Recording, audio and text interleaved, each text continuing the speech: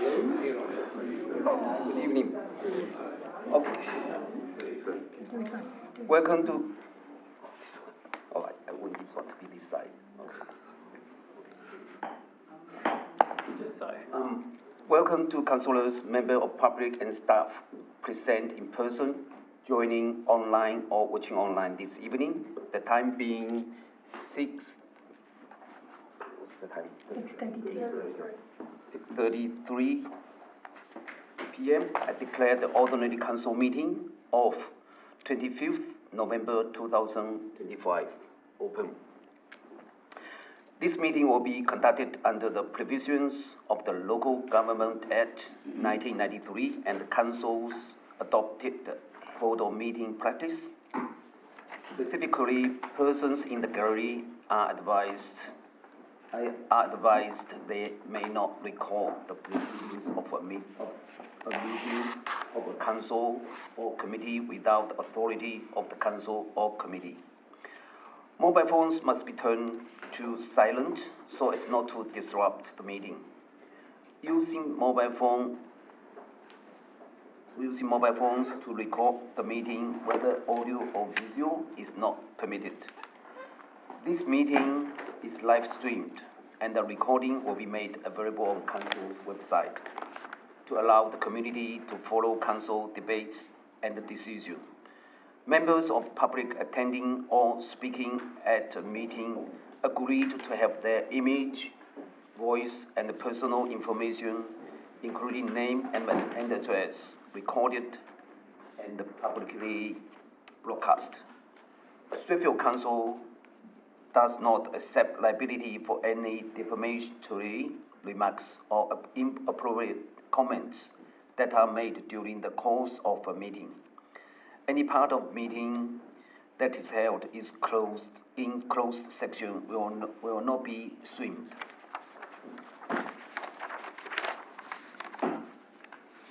The mayoral diary from October and November and expenses claimed by all councillors has been tabled for your information as per Solution 147/19.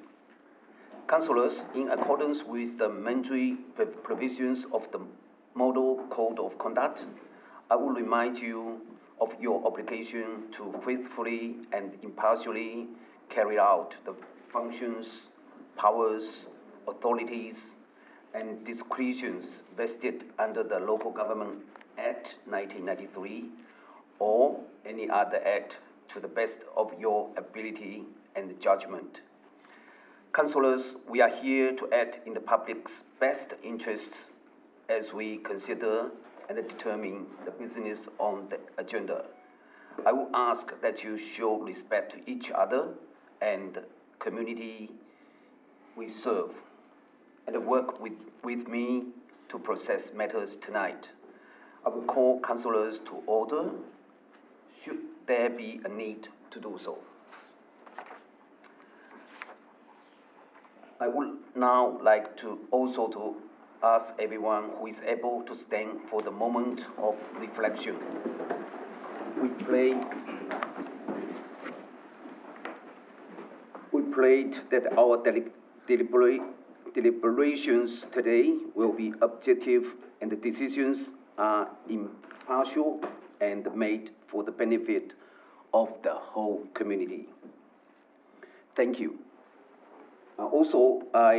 Let's begin by acknowledging the Wango people, the traditional custodians of the land on which this meeting is being held. We pay respect to elders past, present, and emerging. Thank you. You can now all resume your seats.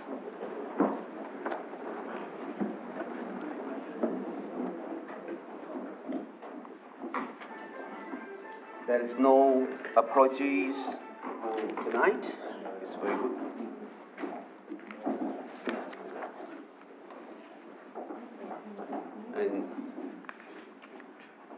And there is also no request for leave of absence, and there is also no request for attendance by audiovisual link. Now, does any councillor wish to make any disclosure of interest? Councillor Northworthy. Thank you, Mr. Mayor. I believe it's CCS 9. I'm a close friend of one of the suggested members of the Wellbeing Advisory Committee, so I believe I'll leave the meeting for that non-significant non-pecuniary interest. We have a second one. Okay.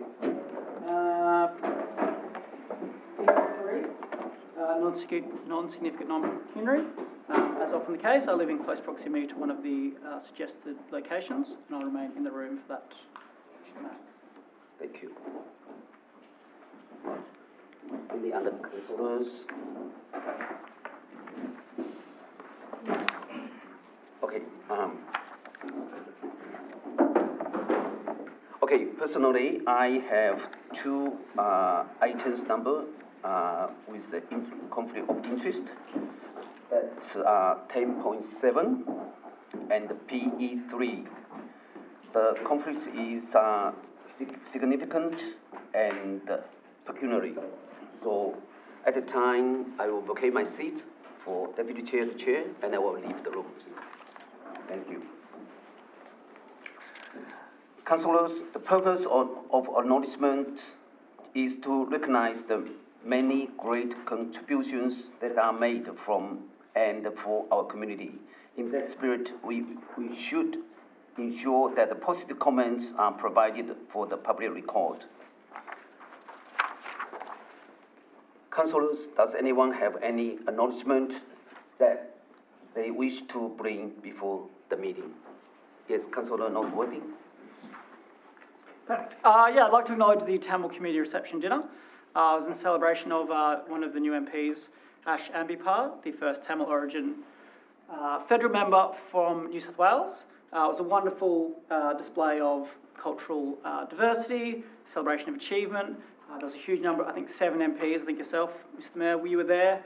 It was a wonderful evening to celebrate the achievements of the Tamil community, and I was honoured to be part of it. I have a second, if I may, second acknowledgement. Go ahead. I'd like to acknowledge the Hudson Park Run. That was the inaugural park run was Saturday the 22nd. Our state MP, Jason Yatsin-Lee, ran it in conjunction with the local charity, St Mercurius, and they opened up under the olive tree. And I invite all councils and all of our lovely members of the community to come this weekend on Saturday as well. Again, we can support our local charity by purchasing coffee and cake and bagels from the cafe at Hudson Park. 8 a.m. Thank you, 8 a.m. Yes, Councillor Paradis. Thank you, Mr. Mayor. I would like to acknowledge the election of my good friend, Mayor Darcy Byrne, the Mayor of Inner West Council, as the new President of the Local Government New South Wales Association. Myself and the other delegates who were fortunate enough to cast our votes yesterday, we were fortunate enough to cast our votes yesterday at the annual conference in Penrith. And whilst the rest of the executive have not been announced, I'm confident Mayor Byrne will be a strong and sensible leader who will continue to advocate on behalf of all councils across our state. This is especially important as we endure significant council reforms and the undermining of council's independence by a minister and state premier who thinks so little of us. Premier Min spoke down councils last month, saying, "Local government is just an act of parliament," and went on to say that we've been rolling over them for the last 2 years and we're about to formalise it with a bill. So Mayor Byrne from the Inner West Council has his work cut out for him, but as a delegate to the NSW LG conference, I was more than happy to throw him my support this election with the belief that he has what it takes to fight this government. Thank you. Thank you, Councillor. Amy.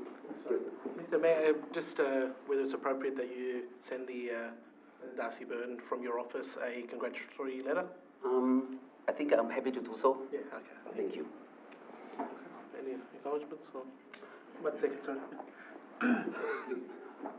You got Yeah, acknowledgement. Okay. Just an acknowledgement, I'll keep it very brief, just relating to the mayoral and deputy mayoral elections at the last September council meeting. Excuse me, Councillor. I'd like to acknowledge that I was advised. Excuse me, Councillor. I was advised by the staff that. Excuse me, Councillor. The reason for my rescission motion not being accepted would be in this business paper. Excuse me, Councillor. And I'd like to acknowledge that the reason. I'm going to stop you speaking. I would like to acknowledge that the reason for my rescission motion not being accepted has not been provided in this business papers. Thank you. Just a point of order, Mr. Mayor. The councillor was speaking while you were trying to acknowledge him. Just a motion of dissent against your judgment on that case. I believe the councillor deserves a warning for that action. Thank you, Councillor, but you should speak to Mayor first. Okay. I come back to the Councillor Bramall that he is speaking not related to the acknowledgement of this speech. It's kind of point of order. Okay. Now we are going to the confirmation of the minutes of the ordinary council meeting last month. I'll move it. You move it. Anyone? Moved by Councillor Reddy and seconded by Councillor Baladi. Councillors, does anyone wish to speak for or against the motion? I now put the motion to the vote. All those in favor, please raise your hand. I declare the motion carried unanimously.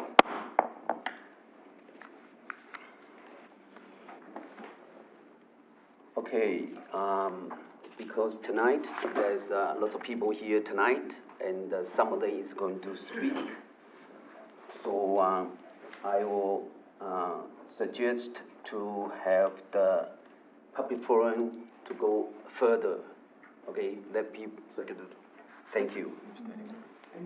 Suspending standing. Okay, let us standing orders be suspended so that the following item can be brought forward. Number 9, public forum. And the CCS also. Oh, and the CCS2 audit annual financial statement ended 30th of June 2025.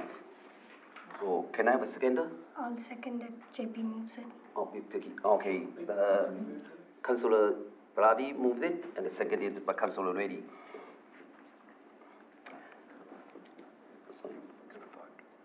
Yeah. I now put the motion to the vote. All those in favor, please raise your hand. I declare the motion carried unanimously.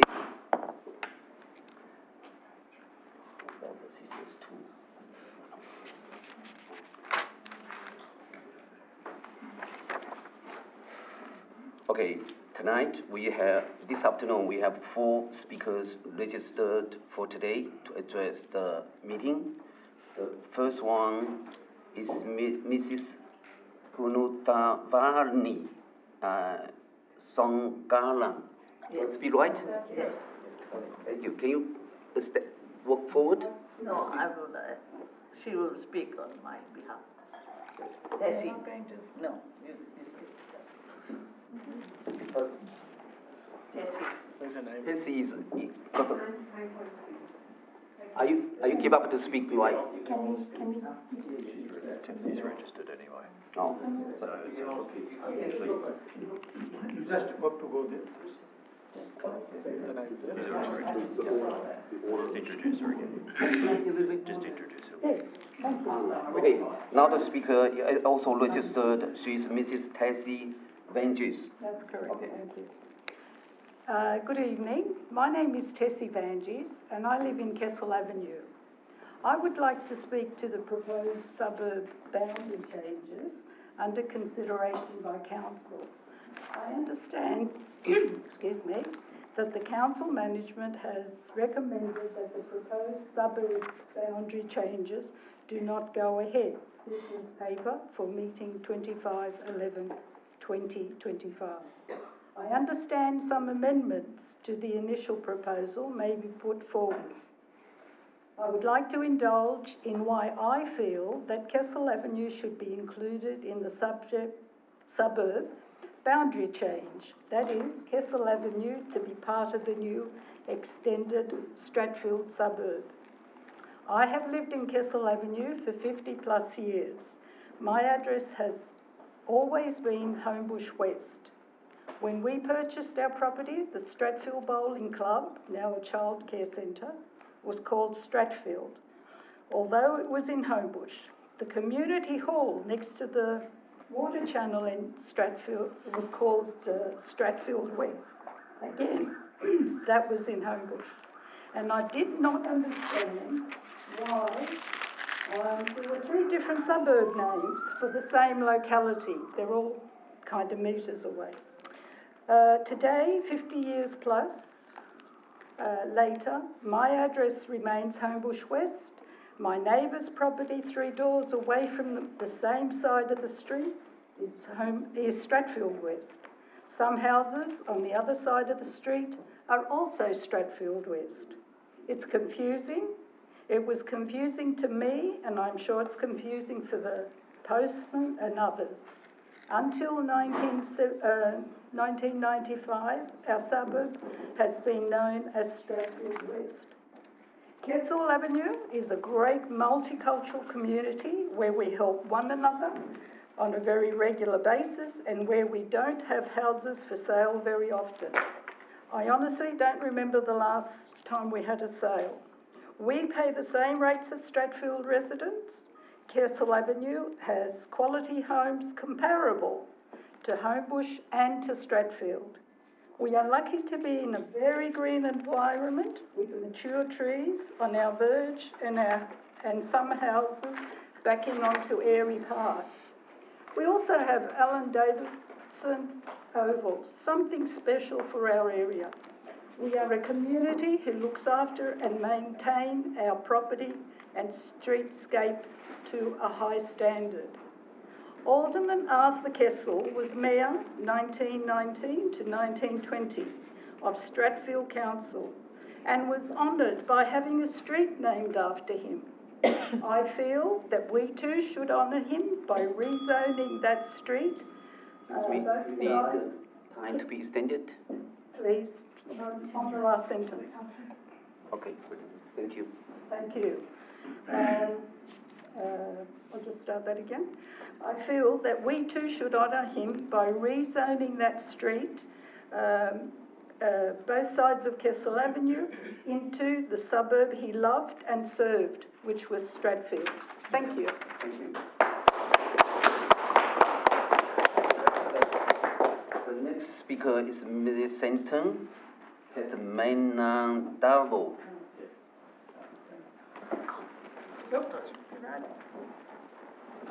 Mayor, councillors, thank you for giving me the opportunity to talk tonight.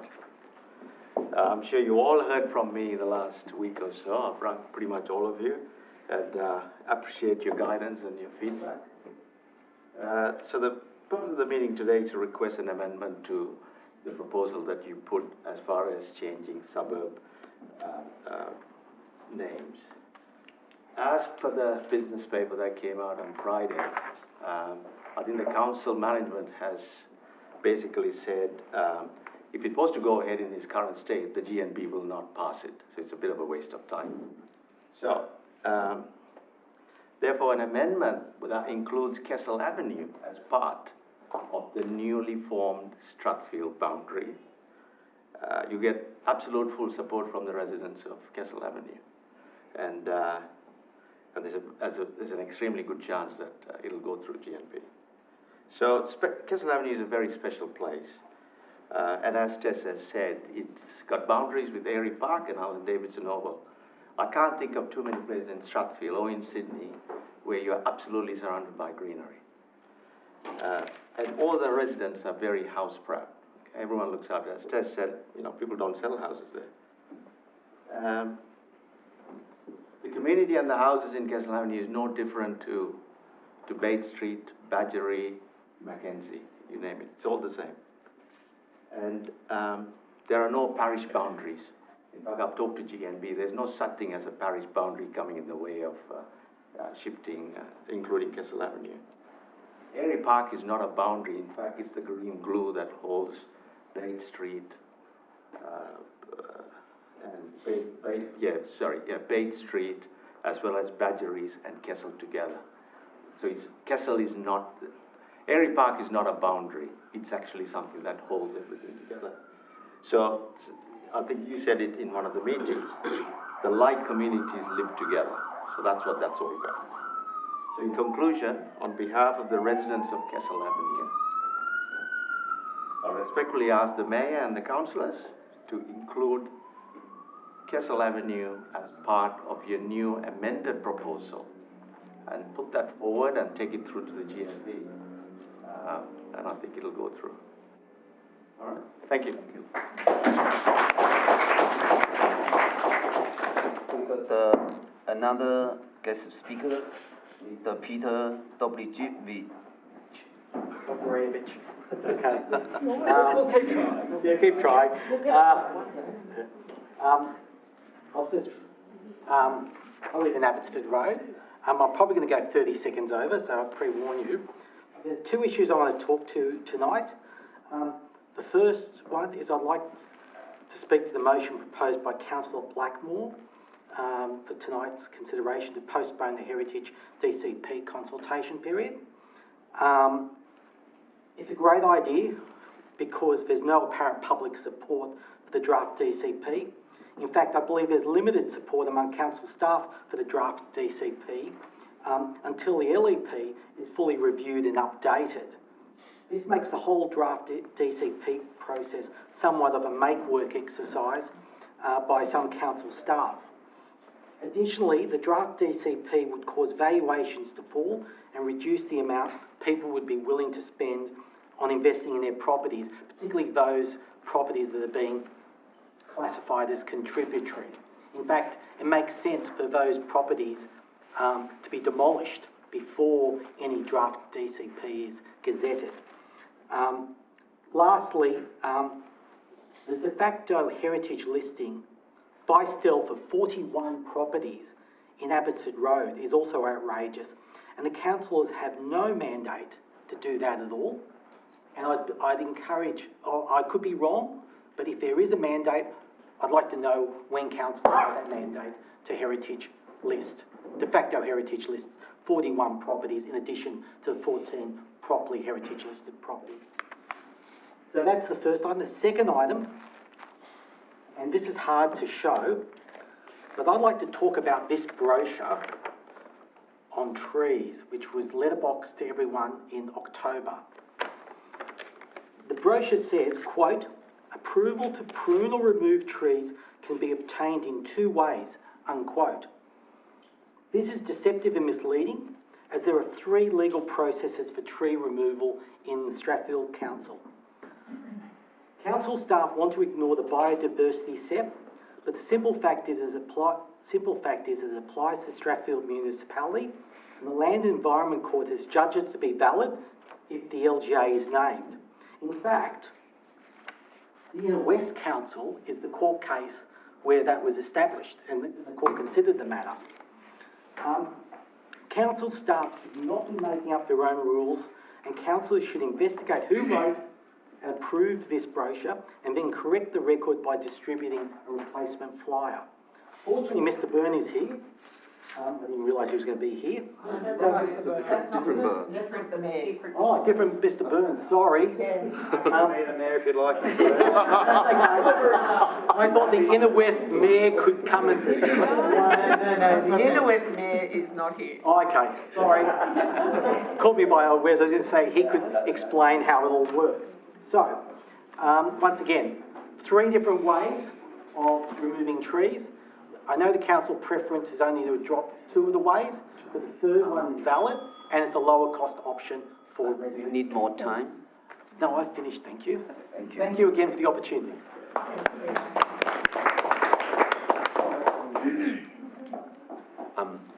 Due to the, thank you, Mr. Peter.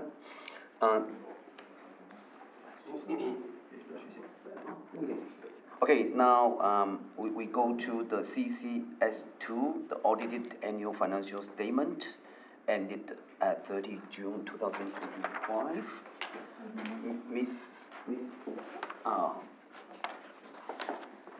Miss Karen Taylor, the audit office New South Wales, will address council to present the report on the conduct of the audit. Thank you. Thanks. So good evening, Mayor, Councillors, Council Executive. Thank you for the invitation to present the report on the conduct of the audit. Tonight I'll be taking you through the results of the 2025 financial statement audit, the audit work program for 2025 to 2028, and the focus areas in the upcoming local government report to Parliament.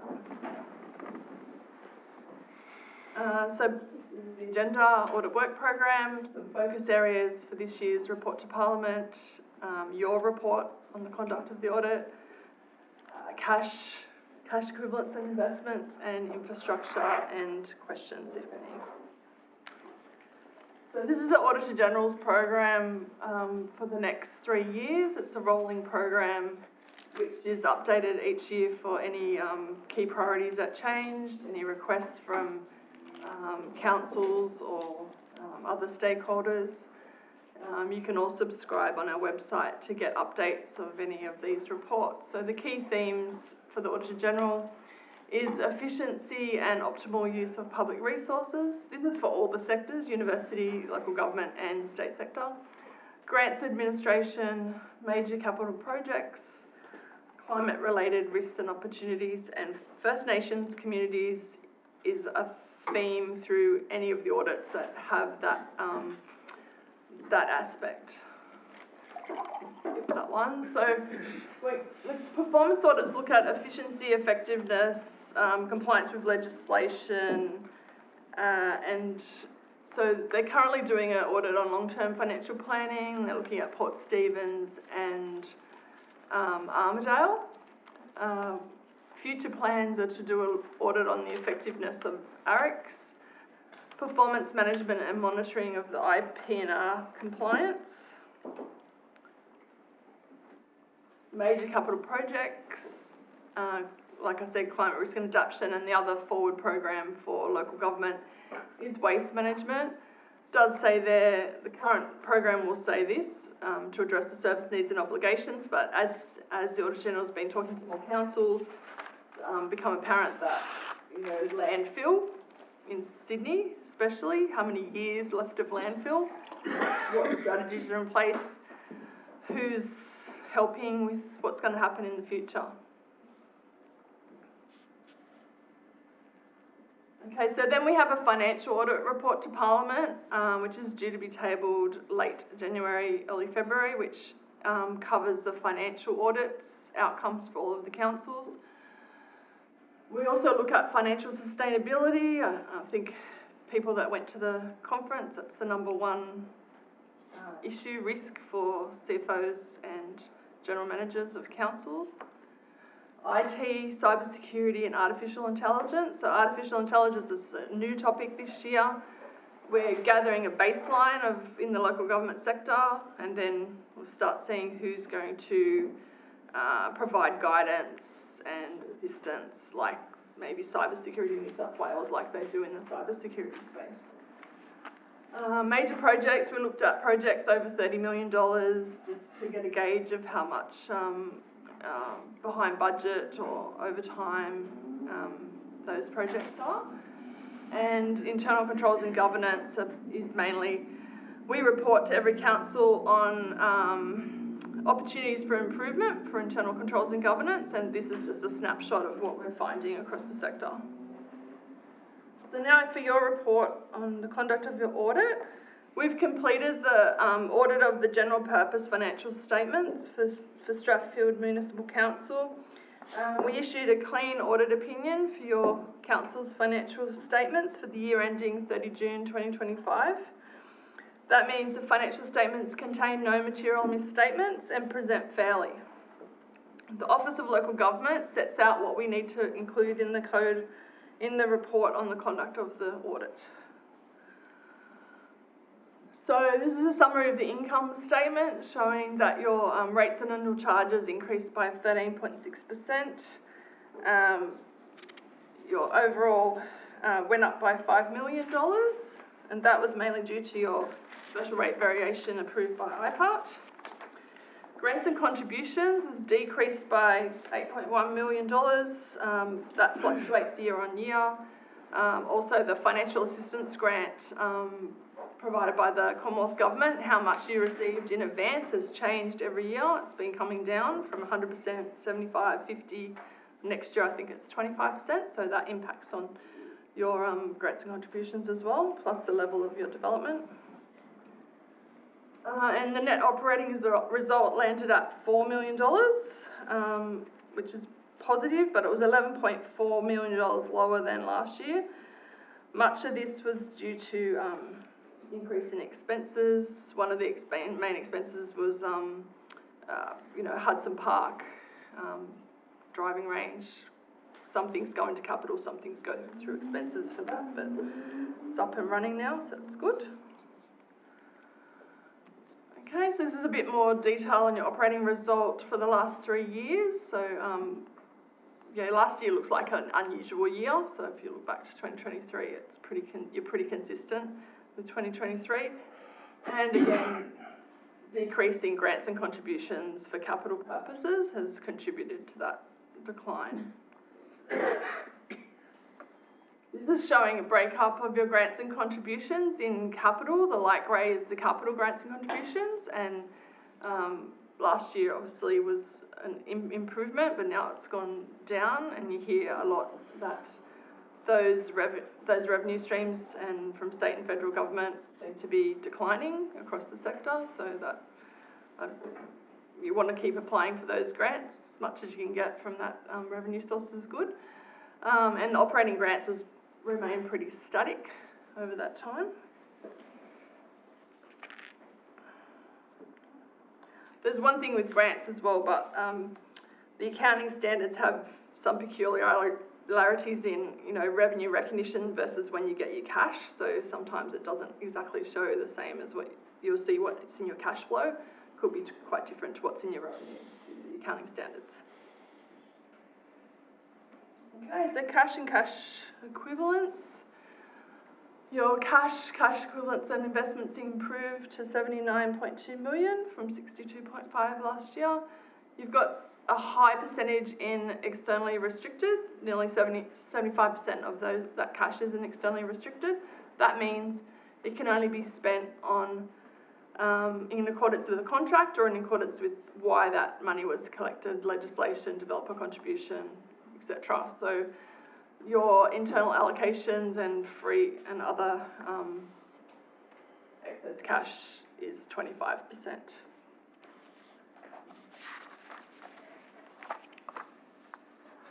So this is a calculation that the Auditor General has been doing for the last 2 years, and a summary of the councils with red flags is in the Auditor General's report to Parliament. So you can see that it has declined how much cash you have to cover 3 months of expenses. However, it is exceeding 3 months, which that's the target we've sort of used because your rates notices and rates income tend to come on a 3-monthly cycle. Financial literature will say that between 3 and 6 months is good to have cash available. Saying that, all councils, including yourself, will get 50% of your 25-26 financial assistance grant on the 1st of July. So this is a point of time, 30th of June, but you've got more money coming in on the 1st of July. So that would help with paying your bills as they fall due. And then infrastructure, property, plant and equipment. This graph is just showing the different asset classes and how much you've spent in the last financial year. So you renewed $14.9 million of assets and acquired $3.7 million in new assets. And again, that was mainly, the 3.7 is mainly on the open space recreational assets plus stormwater, roads and other bridges. That's the end of my presentation. If there's any questions. Thank you. Questions? Yeah. Sorry, Karen, can you just, I just want to get an explanation. Obviously, I'm not an accountant, but like it says available cash, we went down 1.8 million, but our rates revenue went up 5 million. So can you explain how does that work? Or how so that one based so this is a number of months, so it's not 1.8 million, it's just that last year, at the 30th of June 2024, the cash you had that was available, like not externally restricted, you had 6 months. This year it went down a bit. Management probably has a better answer than me. Off the top of my head, I'd say, you know, you had to spend a bit of money getting the driving range back up to speed, so then probably have a bit of a dip out of your reserves, but Michael's probably got a better answer than me. Through you, Mr. Mayor, the reason why I would say there was a decrease was because at the back end of 2024 in June, that was when we drew down on the first tranche of the loan. So that bumped the cash up as at the 30 June closing balance. That wasn't the case in 2025 because we took out the borrowings throughout the course of the year and we spent that money on the asset renewal work that we completed. So 2025 probably reflects what our normal cash liquidity balance should look like. Thanks, Mark. In terms of our 4.2 months, is that in line with other councils and like other? So the average for metropolitan councils is 8 months, but you obviously know that there's some councils that are very big, a lot of development, and so they drive the average up. So, but when you look at financial literature, they would say 3 to 6 months is good, and then you also got 50% of that financial assistance grant, which isn't restricted on the 1st of July. So that would, if you did that again on the 1st of July, that would be more. You know roughly how much that? No, I haven't really. I just know that. Yes. Any question? Does she know how much that grant Would be on the 1st of July, what your calculation would be. Yeah, but they haven't written Yeah, so through you, Mr. Mayor, the financial assistance grant in total, it's about 1.3 million, so I think half of that. Thank you.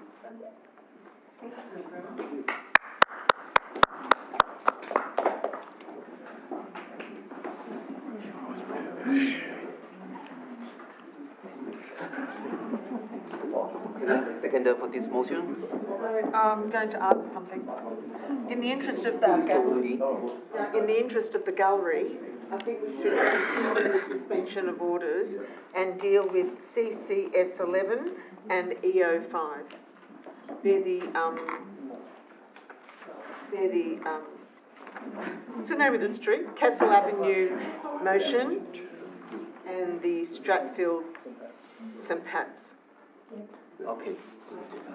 Do we have to suspend again? Yeah, suspended specifically. We're going to endorse the audited report, financial statement. Can't we continue suspension? We have to endorse CCS 11 and EO 5. and then we have to suspend it specifically. Yeah.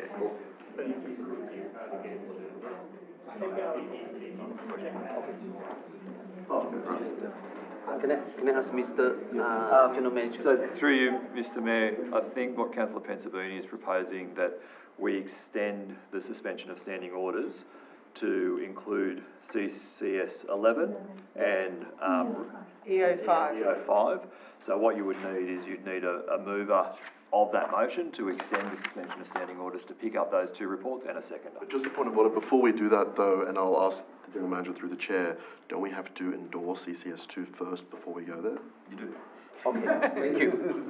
All right, does anyone want to move, anyone want to move the recommendation as a motion in relation to this report? I'll move it. You move it, okay? Second. You second, okay, Councillor Pensabini. All right, thank you. I now put the motion to the vote. All those in favor, please raise your hand. Okay, I declare the motion carried unanimously. Now, do we have to go back again? I'll move it. Okay, I'll second it. thank you.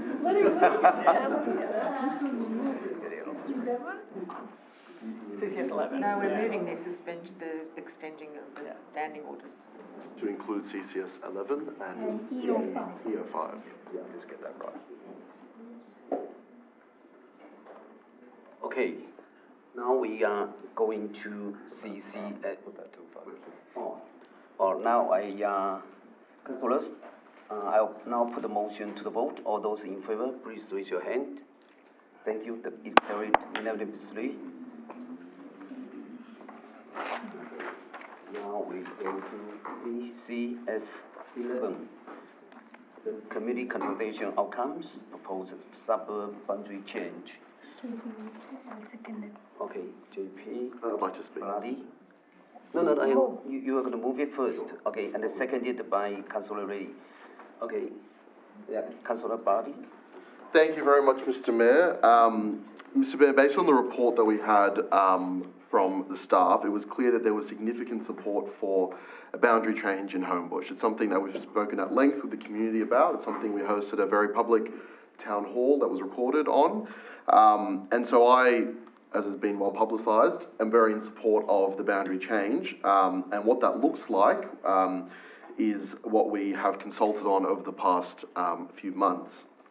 Now, based on the report, in principle, about 70% of respondents agree with the proposal. About half of those believe it didn't go far enough. Further, based on feedback online, in personal engagements, and at the town hall I mentioned, there was concern in particular about the nature of the historic shopping village at Homebush and the primary school adjacent to it, and the idea that one might exit the train station in Strathfield when it's Homebush train station. Now, to calm those concerns, I'm proposing an amendment to tonight's recommendation, which is that we reconsult the community on an adjusted proposal, and the adjusted proposal should include the question, do you support alterations to the Homebush-Strathfield boundary? That's a simple yes or no question. And if so, do you support this model? And the idea there would be to propose a particular model to the public that gives them a blanket choice between the model we're proposing or nothing. The problem under our current circumstance is that there was a petition and there's been significant feedback with many different altered versions of what the initial consultation was. By giving simply two options, our way or no, we are providing a very clear option rather than the current model, which only included our model and was somewhat open-ended to various interests. So at the town hall, we saw plenty of people with a variety of different proposals. I'm suggesting we go with the proposal as originally put forward, excluding the commercial zone or the business area at Homebush and the adjacent public school, and we include Kessel Avenue. That model takes in Kessel Avenue, as plenty of people here tonight support, excludes the commercial zone and the public school, as they were the main objections to the initially proposed change. That's my suggestion, Mr. Mayor. Thank you. Councillors, does anyone else wish to speak for or against the motion? Yeah, Councillor Barmore. Look, I'll speak with a little bit of experience in this matter. We have done this in the past in this council when we changed the suburb boundary in Belfield, where there was now named Strathfield South. There's about 300 to 400 houses there. And I have spoken at length with probably 70% of Kessel Avenue in the last week, and which is good on you. But I do believe, and the politics of it, let's all say that we're doing you a great thing and we're voting to call your house Strathfield, but it's an empty promise, because I don't think that the GMB will actually approve it in this current form. So I do think that there should be probably a separate motion at probably the next council meeting, which looks at an alternate option. Which actually, potentially, I know there's a lot of talk about Kessel Avenue wants separation. They're very, very different to Hampstead Road and Eastbourne and Exeter and all those streets there. And I understand that, and I support the community's discussion on that. But I do think by just having something that doesn't work and lodging that into the GMB, when we did it in Belfield and Strathfield South, it took, I think it was about a 2 or 3 year process, and it had about 80% plus, I think 83% it was supporting it at that time. And it's still, I know our executive, our directors are still dealing with the flow-on effects of that with changes to titles and things like that to this date, and that's many, many years ago. So, my personal opinion is that there should be an alternate motion, probably completely separate to this process.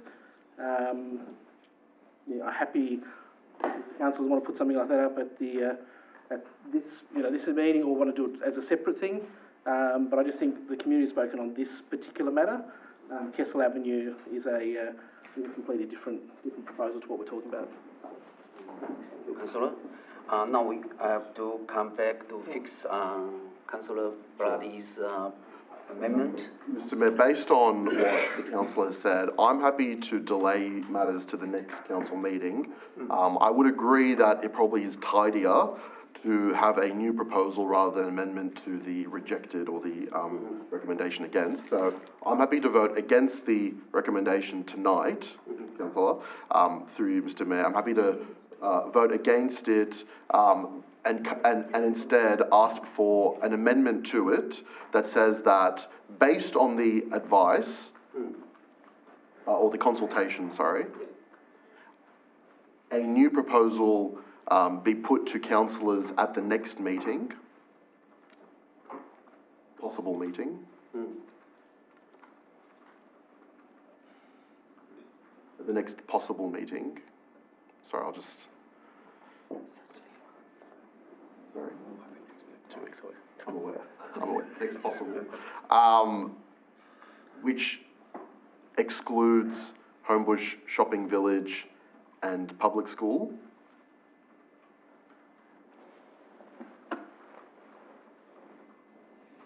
And includes Kessel Avenue.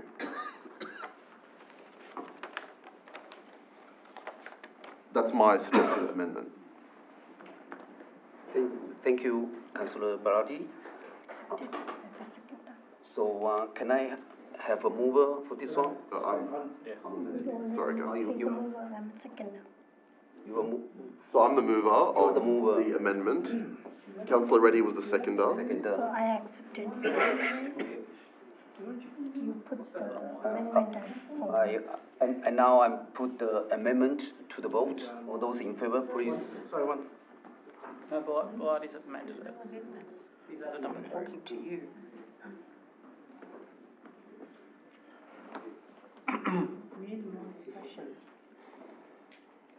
Discuss away. Councillor Chai, I'm a bit confused. Is there an amendment to the current recommendation? Correct. And that's what you've just given us now? Correct. Is that correct? Yes. Right, so there's a number 3. Oh, I see what you're saying now. Yeah, okay. I'll try to tell you, but I'll let you talk. Sorry. Wasn't typed up. Yeah, it's in a different position. Wait, excuse me. Further discussion. Councillors, does any further discussions? If not, I will put the Sorry, Mr. Mayor. amendment for. One second, Mr. Mayor. May I speak? Am I too late? Thank you, Mr. Mayor. I'm not a huge fan of the amended motion. I just feel I don't foresee, and I could be proven wrong, and that's fine, that going out to consultation will massively shift these numbers. As Councillor Blackmore mentioned, in the previous example, there was kind of 80% support, and I don't imagine, kind of 300, 350, 400 each way is going to suddenly morph into those kind of numbers. So I'm concerned it's a bit of another expense to start consultation again, and potentially, if we end up with the application of the names board, another cost for potentially being refused by the GMB if we can't get these numbers in a place that they will approve. So I'm not sure I can support this amended motion. Thank you, Councillor. If I can speak, Mr. Mayor. Just through you, Mr. Mayor, just to closing remarks as the mover, I guess, through you, Mr. Mayor. The reason I would sort of oppose what the council has just stated is that, as I began with, around 70% of people in principle support it. The 350 number that you're speaking about that would have to flip are those from the kind of Kessel community who went out and petitioned, which is reflected in the report. So if the inclusion of Kessel means we get that higher number, then I think that that's probably not in line with what you're saying. So I would say that the inclusion of Kessel means that we would have widespread support. And I'm sure the residents who are here tonight will help us get widespread support.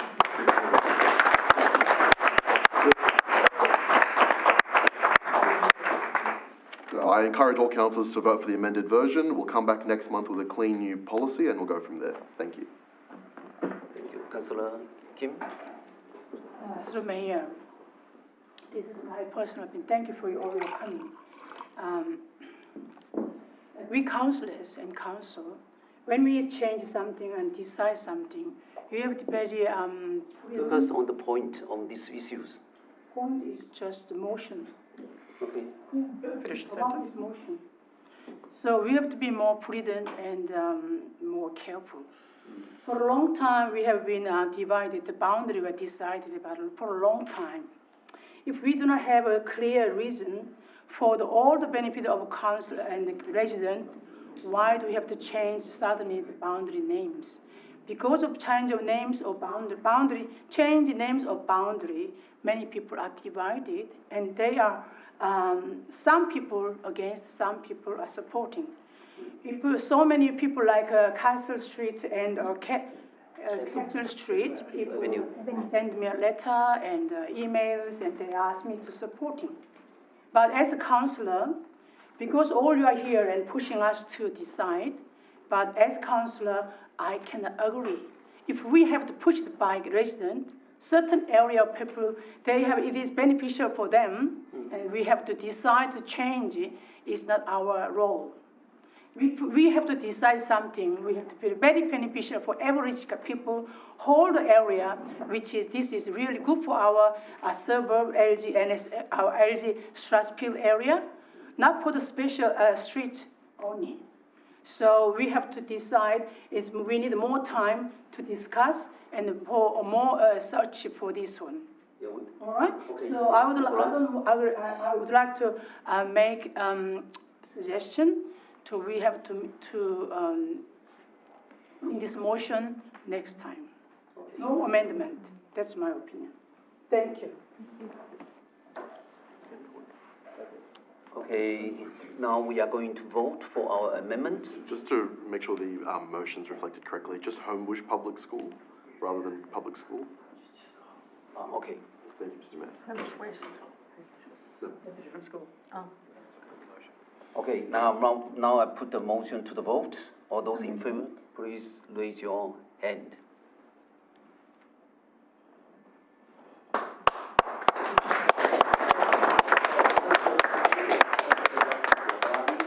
Already, those are against. Yeah, Councillor. Amendment or not? This is for the amendment. Okay. And against, Councillor Kim, Councillor Pensabini, and Councillor Northworthy. I declare the motion carried.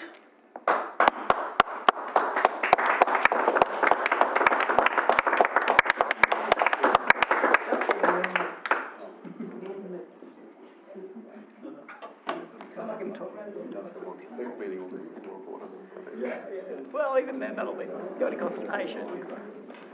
It'll be a while. Now we've got to vote for the motion, don't we? Yeah, we do. Because we haven't confirmed. voted for the motion. We've confirmed the amendment. Sorry, you're right, yes. Now we have to vote. Okay. Just to... Point of order, Mr. Mayor.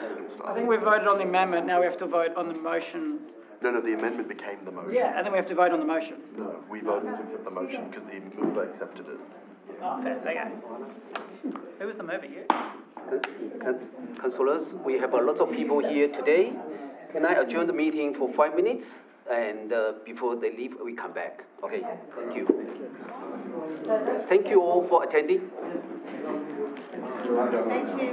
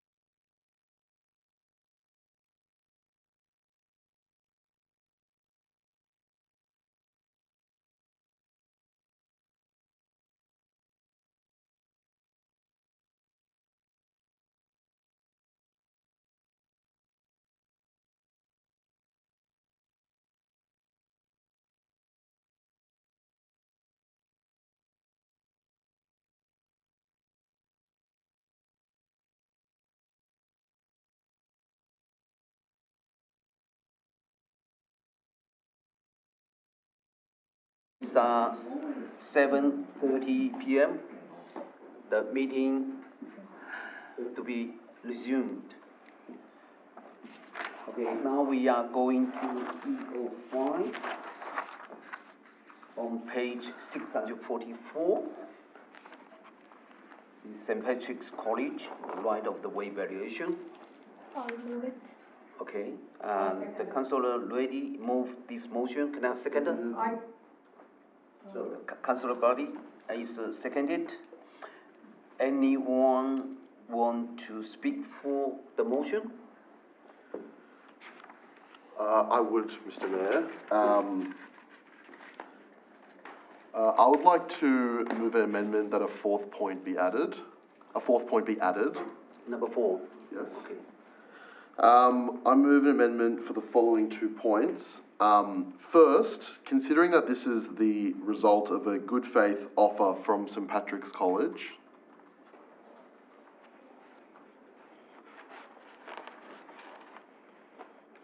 we engage the school for discussion about how to collaboratively work together and come to an appropriate outcome.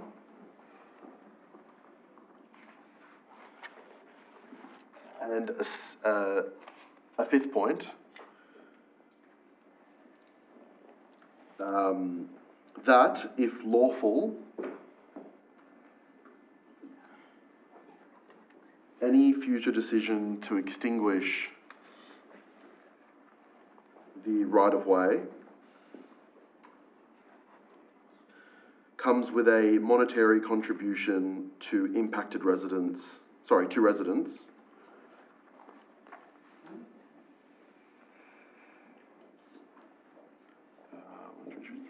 to be determined at a later date. Does the mover accept my amendment? Stratfield residents or LGA residents, you want to put? It's still creating the wordings.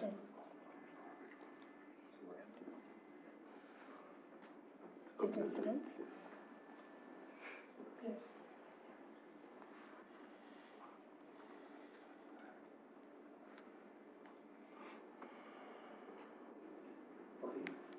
The mover, you accept it?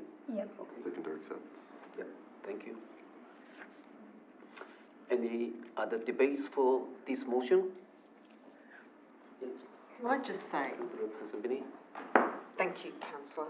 Can I just say, we have had numerous discussions over the last 7, 8 years in regard to this right-of-way, and this is where we've come to. We've come to an area, a stage where we have a evaluation done on the land, and we need to make a decision tonight. I don't think delaying this any further should really create a problem for St. Pat's. We need to make a decision tonight, and let's just get things started moving forward. It's just been delayed so many times by further discussions with the school that we're not going to get anywhere.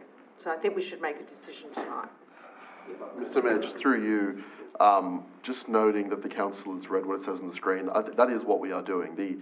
The motion simply says that we've received the right-of-ways evaluation. It has a value connected to it. That is a result of that valuation. The motion authorises staff to meet with St. Patrick's College to obtain an agreement in principle. All the amendment does is seek to ensure that we acknowledge it was a good faith offer from them initially, and that we want to work in good faith with them for a good outcome, and also that any financial outcome that benefits the council goes back to residents. There's no further delay involved. I just think that the motion did outline exactly what you've just doubled up the wording. Councillor, well, there should be no issue then. All right, any other debates? If not, I pose the... Sorry, I'm just reading the amendment. The amendment doubles up. It doubles up the wording of what the recommendation is anyway. 됐다. Just a point of order, Mr. Mayor. Firstly, I don't think that's true, and secondly, can we just have some direction from the chair as to who's speaking? Mr. Mayor, please. You're running the meeting. Yeah. Thank you, councillors. Go. Sorry, Mr. Mayor, I just want to make sure, because it is a very important decision, it's a financial decision for the council, so I just want to make sure the wording is appropriate. Yeah. I probably have one question, I probably want to speak after that as well, so... Are you going to speak now or not? I just want one question first, through to the Chair to the General Manager. Through the Chair to the General Manager. Is there, you're very experienced in local government, is there a way of, I think it's not just, the fact is the community is losing the loss of amenity. Like the 80 and 90-year-old resident who has to walk all the way around the field there to actually, get to the other side. It's not necessarily that, hey, here's a money benefit that comes back. So I don't think it's necessarily that we say, oh, we just give cash to a resident. Or I don't know if that's the plan. And the question is, sorry, whether that is even legal, or is there a legal? First question. Through you, Mr. Mayor, we would have to actually look into that. At this stage, I'd have to take that question on notice because I just don't know. Yeah. It's not something I've done in my time in local government, but it's certainly not to say that it's not. I don't know that it's not possible either. So we'd have to come back to you. Hang on, I've got to come back. Councillor Pensabini, what did you say in front? I just don't think 0.5 should be considered at all. Thank you. The mover and the seconder, they agree already. She's allowed to speak against it. It's not removing it, she's just dissenting with it. I think if it said possible, If lawful, councillor. If lawful, yeah. Okay. Now I'll just speak as well, Mr. Mayor, sorry. Okay, thank you. Look, I know there's discussion about these figures, and there's a figure from the college and there's a figure from our valuers. If I was doing the valuation, I would have done it very, very differently, and it would have been a much higher figure. So this land, which was basically gifted to the college many years ago, was very, very significantly reduced back then. If we as a council nowadays were putting public roads up and giving it to one entity and not putting it through a proper process and actually putting it on a public market, there would be an uproar in the community. It was done as a sweetheart deal back in the day. It was a political thing back then. I am going to support it, but I'm just saying that I think this figure is extremely, extremely cheap, and I think that the college should jump on that figure and, if not, contribute more. I support St Pat's. I know a lot of people who went to St Pat's, but St Pat's does create a lot of parking issues, a lot of traffic issues. None of the residents have access to any of your facilities, okay? You don't pay rates, so I think that this is a very, very fair contribution, and I think that you should take it as a blessing that it's only 1.72 million.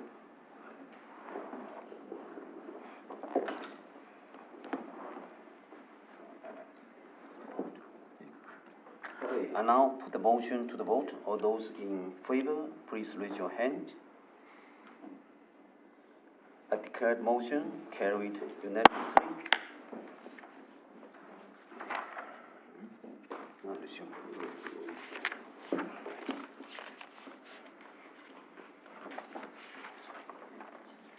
Okay, now we are going to resume of the standing orders. I can move it if it's seconded. Okay, thank you. Okay, the standing. Okay. All right. Now we are going to narrow minutes. 7.1. Working together for the Strathfield community. You will have all read the narrow minutes published in the business papers for tonight's meeting. Councillor. In the interest of time, I will not be reading the mayoral minutes in full, but there are some points I want to highlight. Being elected as mayor of this council is the biggest honor of my life, and I'm deeply passionate about the community we serve. As mayor, I want to lead this council in the most dignified way possible. It is very important to me that we work together as a councillor group to deliver for the Strathfield community. To do that as a councillor group, we need to respect one another, regardless of our political views, and we need to work together in harmony. As has already been acknowledged by former mayor, certain things could have been dealt with differently in the past. As the new mayor, I want to focus on how we will work together in the future positively. At the December meeting, we will be adopting the new code of meeting practice.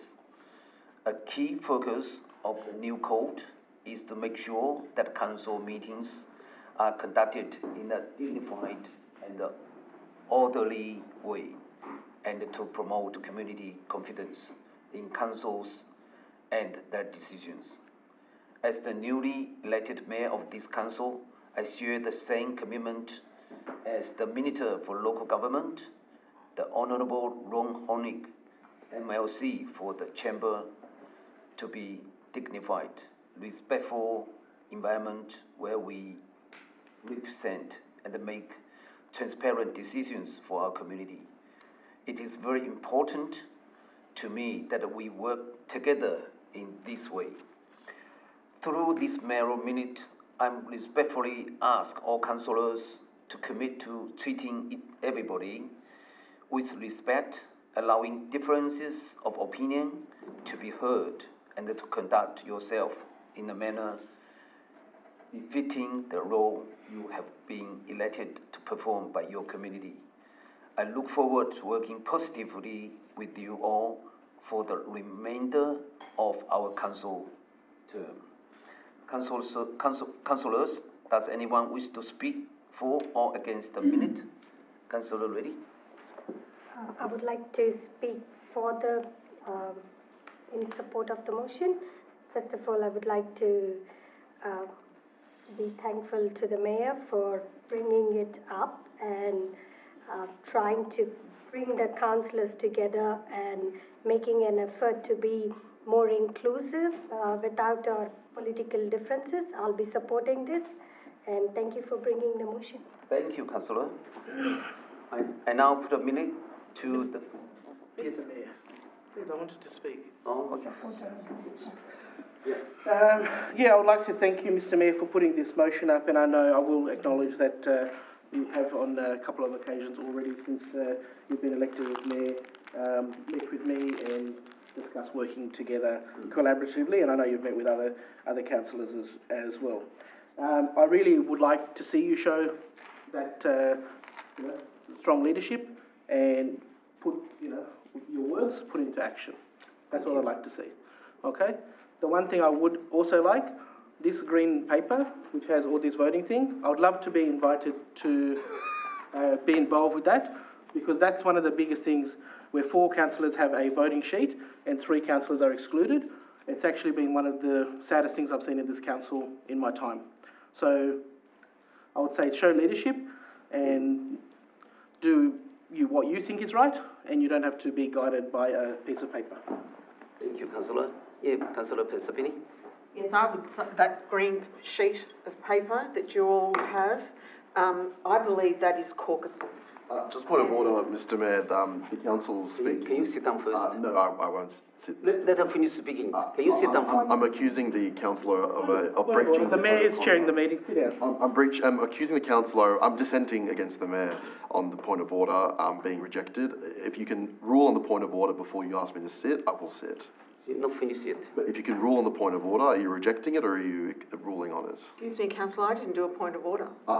He's doing the have a point of order against you. You can't bring up, because you are accusing councillors in the context of a meeting of breaching the code of conduct. Can you sit down? I don't accept your code of. Oh, well, that's okay, then I'll just put in a code. That's okay. So he put in code of conduct. Yeah, you put one in on me. That's all right. All good. All right, councillors, now I put the minute to the vote. For those in favour, please raise your hand. I declare the motion is carried unanimously.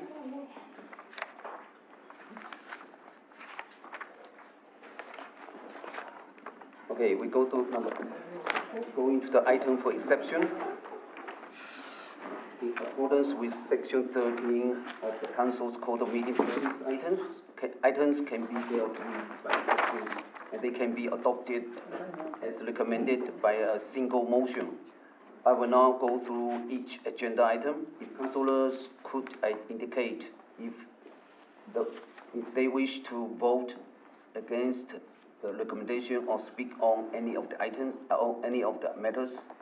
Before I begin, are there any councillors who wish to withdraw their motions? If not, we go to the first items, is 10.1, out.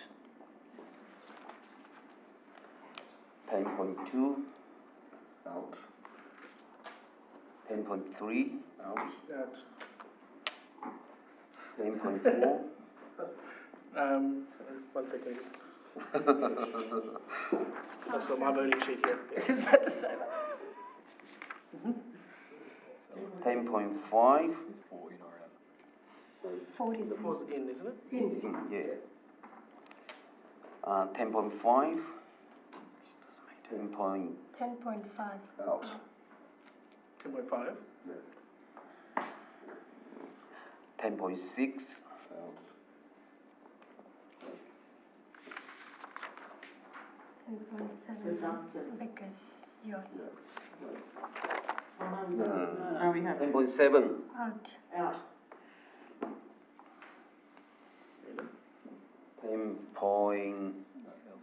LC1. Come out. Oh. Yeah, sorry guys. And LC2. Okay, dates. In. Okay, LC3. Out. LC4. LC5.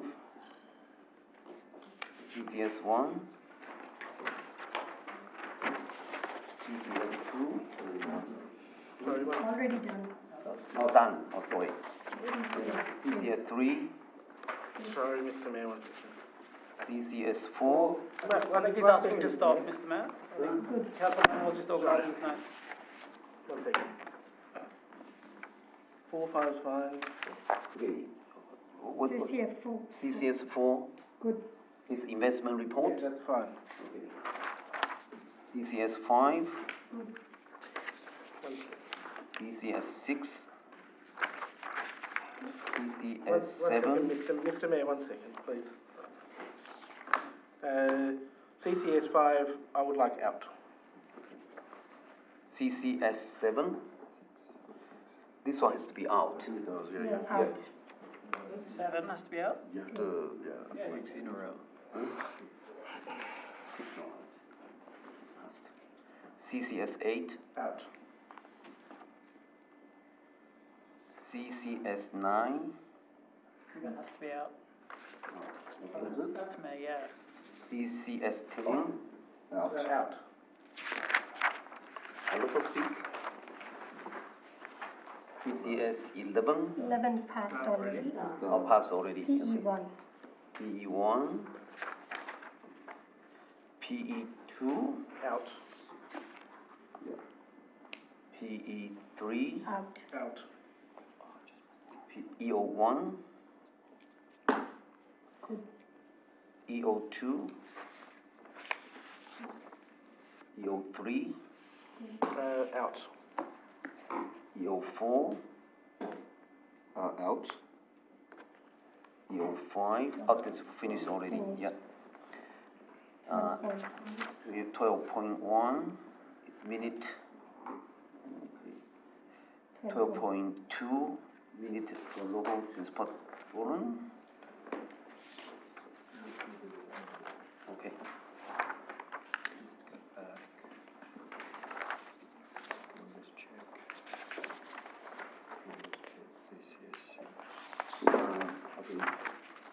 Yeah, just checking, CCS 6, garden beautification and awards program, this one in or out? In. In. Anyone? No. Okay. Thank you.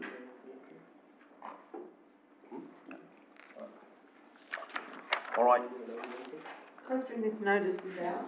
which one? Questions with notice. This one will be out, yeah. It has to come out.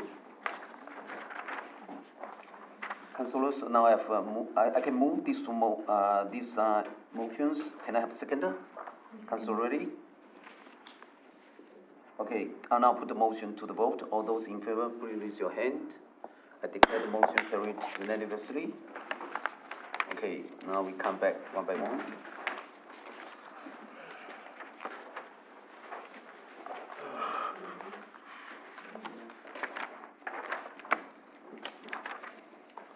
Okay, go to the 10.1. Can I move this one? Councillor Northworthy, Councillor Pescini. Councillor, are you going to speak for your motion? Yes, please, Mr. Mayor. So this came from kind of two things. Obviously, the recreation consultation, for want of its full title, identified two issues. One was exercise areas available at night time, and the other one was courts, basketball courts, tennis courts, a court, multi-use court. So combine those two together, I was hoping to find a solution to both, perhaps in the same spot, perhaps not. So obviously there's some options there in terms of Airy Park or Eastmead Reserve, which we've spoken about before.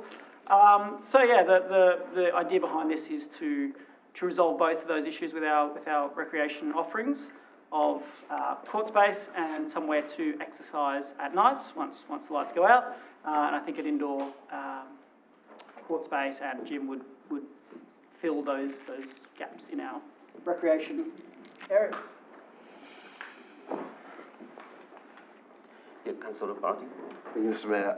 Mr. Mayor, I agree with the sentiment put forward by the councillor on this motion. I think that people might look at Strathfield and say, you have a nationally famous tennis school in Merredin. You have significant courts all over the place. We have schools with tennis courts on buildings. We've got courts for hire in multiple places. However, not all of them are publicly available, and those that are limited because of how much our schools use them. So I do agree that we do need more courts, particularly with the uptake of sports like pickleball and paddle and facilities across Sydney being built. I think this is an opportunity council should take advantage of. The reason I will oppose this motion tonight is because the parcel of land that has been prescribed by the council is currently sort of bordering on and is potentially to be master planned under the Hudson Park driving range master plan, which will look at that entire precinct and its future. As we speak, it's been master planned, so I think we should leave that particular piece of land alone until we know what the master plan is suggesting, or at least through the director can get some idea as to whether or not it will be in the final draft. We don't have to wait till it's necessarily published, but I think once we are at that stage, we can probably deal with what the future of that land looks like. I think until then, this is a premature motion. Thank you.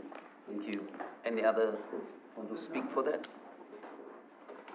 If not, I bring this motion for the vote. All those in favor, please raise your hand.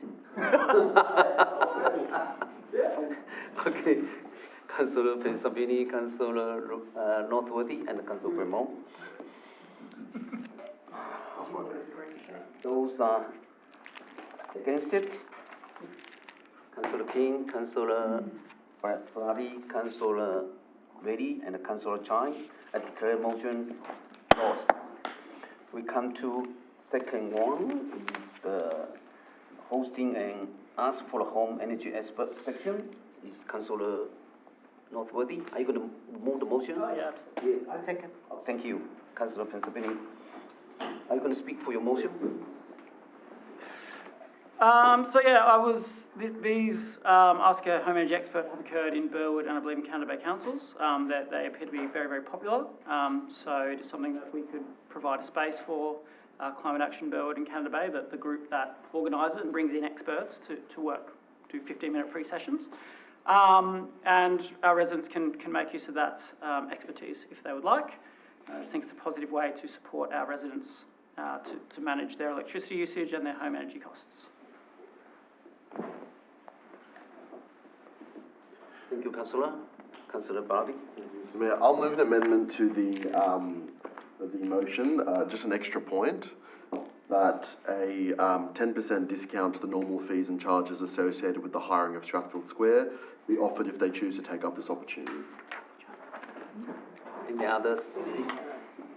Anyone want to speak for or against this motion? 10%? Councillor, Worthy, are you accept the amendment? No, I don't. We have to vote on it. If not, I declare the amendment lost. No, we have to vote on the amendment. Oh, we are going to vote. Oh, okay.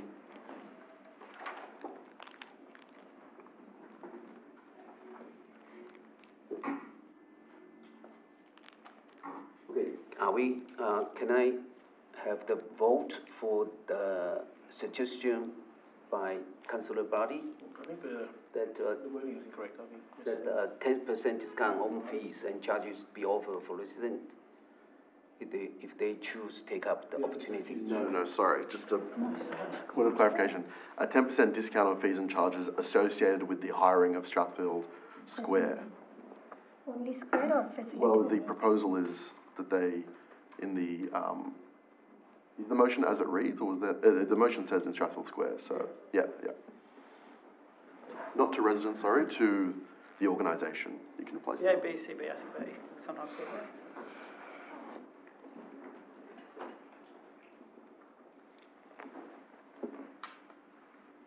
Okay,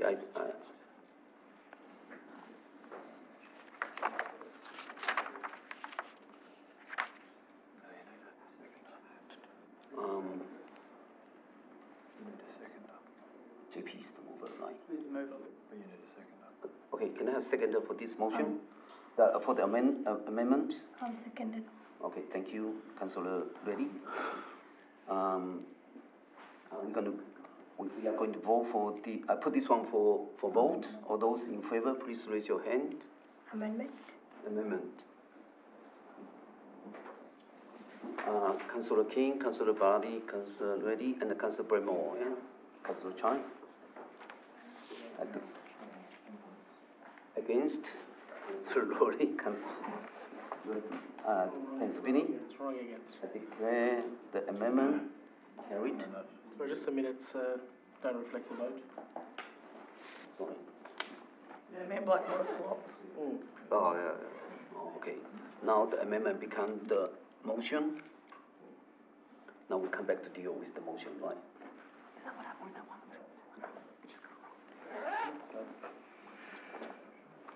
Now I will put the original motion to vote.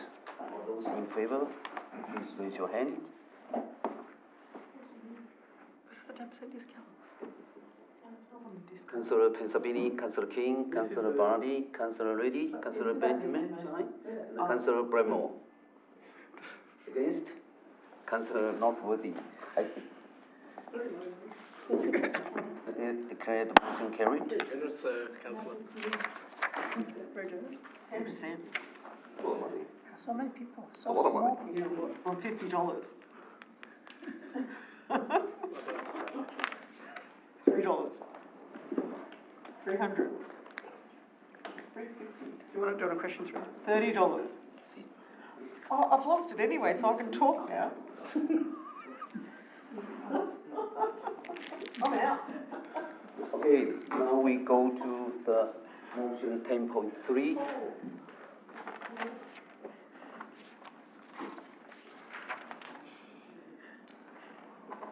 Councillor, I will move this motion. Can I have seconder for this one? Councillor Nosworthy. Before you vote, can I talk? 10.3. It's up to him. 10.3. Mayor, can I talk about this? No, already. Okay. Yeah, you can. Who's got the crunchy? Before you vote. Oh, okay. Hang on. I'm just grabbing water. I was just grabbing water. No. Are you going to talk about this motion? Yes, you are. Absolutely. I'm first on it. She's seconder, right? You talk first. No, I seconded. It's recorded as I'm the seconder. Oh, you moved it, Mr. Mayor. You moved the motion. Oh. Okay. Okay. It's okay. I offer you to talk. So at this point to find out that none of the elected representatives for the South Sydney Regional Organisation of Councils attended the AGM recently. And as a consequence, I feel like we're not adequately represented, so I have nominated alternative councillors to the SS Rock organisation. The cost of this membership is in the range of $86,000. And I feel like we're just wasting that money if we're not attending. What's our membership bringing if we can't represent the interests of our residents by having basically no representation at the table that we have put ourselves on. So therefore I'm nominating the councils listed, and I've put the current delegates as alternate delegates. Slight demotion. Thank you, Councillor. Yeah, Councillor Barty. Thank you, Mr. Mayor. Well, look, I might say that what we've just heard is sort of far from reality. The benefits that we gain as being part of SS Rock are things that aren't necessarily tangible in terms of the role that a councillor plays by attending meetings. That's a very important thing to note, and it's clear that Councillor Nosworthy doesn't understand necessarily how SS Rock works. SS Rock is a community of councils who come together to engage collectively for their own benefits and the benefits of the collective. The majority of those benefits and their outcomes are dealt with more appropriately by the General Manager and the relevant directors of the various participating local councils. The meetings are usually important, and voting matters only occur when a decision is needed, which is rare. The most recent meeting, as was noted, was held to simply elect a President and Vice President and the Executive. Mayor John Faker from Burwood Council has led the organisation effectively and would have had my vote had I not been away at the time. You see, Councillor Nosworthy, who has never actually attended an SS Rock meeting, who clearly hasn't read the minutes either, has put forward this motion to replace our delegates because we didn't attend the AGM. However, what Councillor Nosworthy didn't do was ask why councillors weren't in attendance. No, he's just sort of wasting time tonight for more political point scoring and sort of jobs for the mates. But no questions asked, no calls made, no text message, no email sent, Mr. Mayor, just assumptions about what the role is, how it works, and the fact that people weren't there means something to them. But if you really have to know, I was on a plane at the time of the meeting, returning from travelling overseas to see refugee relatives of mine halfway across the world. I was landing in Sydney later that night, and unfortunately, because of that clash, couldn't make it. And the mayor, well, he was at a local art gallery judging and supporting local students in their student artists on their big night.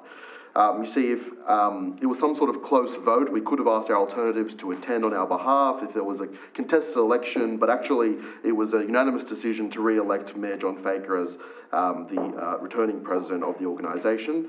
In fact, every single position that night went uncontested and unopposed. Since there was not any contested positions, no voting even occurred on the night. So councillors who were delegates did not miss anything, nor did the alternates, who I might add also said they were unavailable nonetheless, but side note. In other words, Councillor Nosworthy is upset because the mayor and I missed out on participating in something that actually never happened. No vote took place because the mayor was re-elected unanimously, without competition or opposition. The Labor mayor won his position, and I support him in that. But at SS Rock, things aren't political. It's not Labor or Liberal. They're collaborative and generally unanimous because they're for the sake of our staff and the organisations broadly working together. So, with the majority of its membership and leadership being members of the Labor Party, the question stands: why does Councillor Nosworthy have such little faith in his Labor colleagues?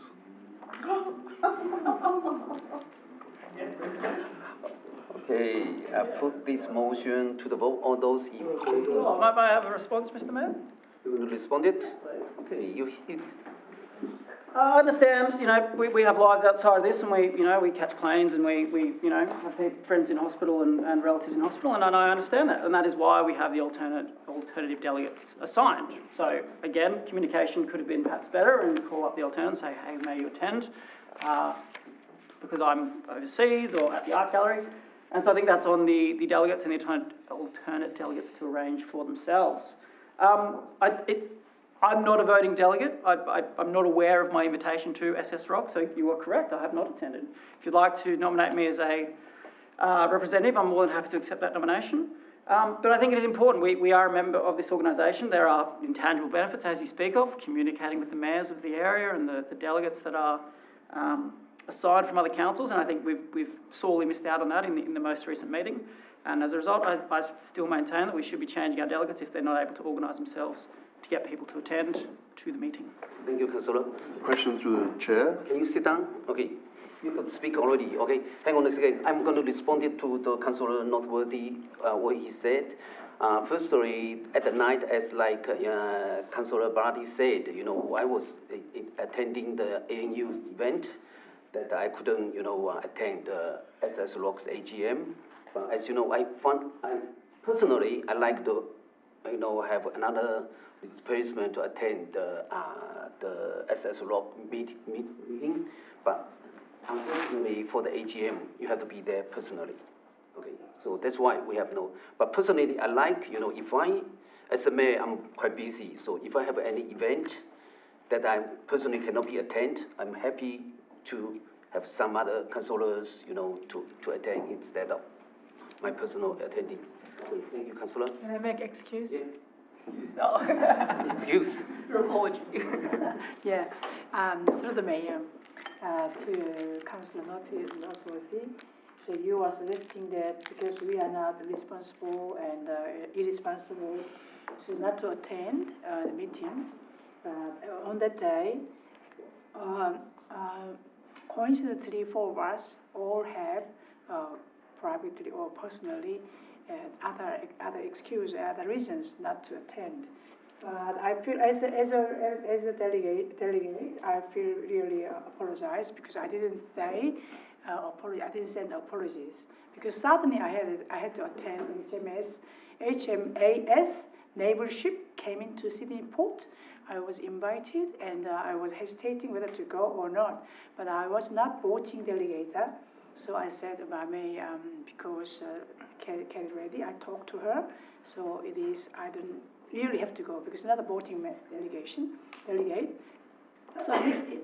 So coincidentally, 4 of us didn't go, and it gives you a very bad impression that we are very negligent for our duties. If you don't believe us, you really want to get rid of us, maybe I will. But give me opportunity once more, then we will do our best to be a representative of our community. Okay? Thank you. All right, I put the motion for the vote. All those in favor, please raise your hand. Councillor Pensabini, Councillor Northwood. Okay, all those. Really out on a limb tonight, Noteworthy. Councillor Kim, Councillor Barty, Councillor Reddy, Councillor Chung, and Councillor Bremore. You should have asked. I asked as the paper went out. I declare the motion lost. I realised, lost. We are not. Okay, we are going to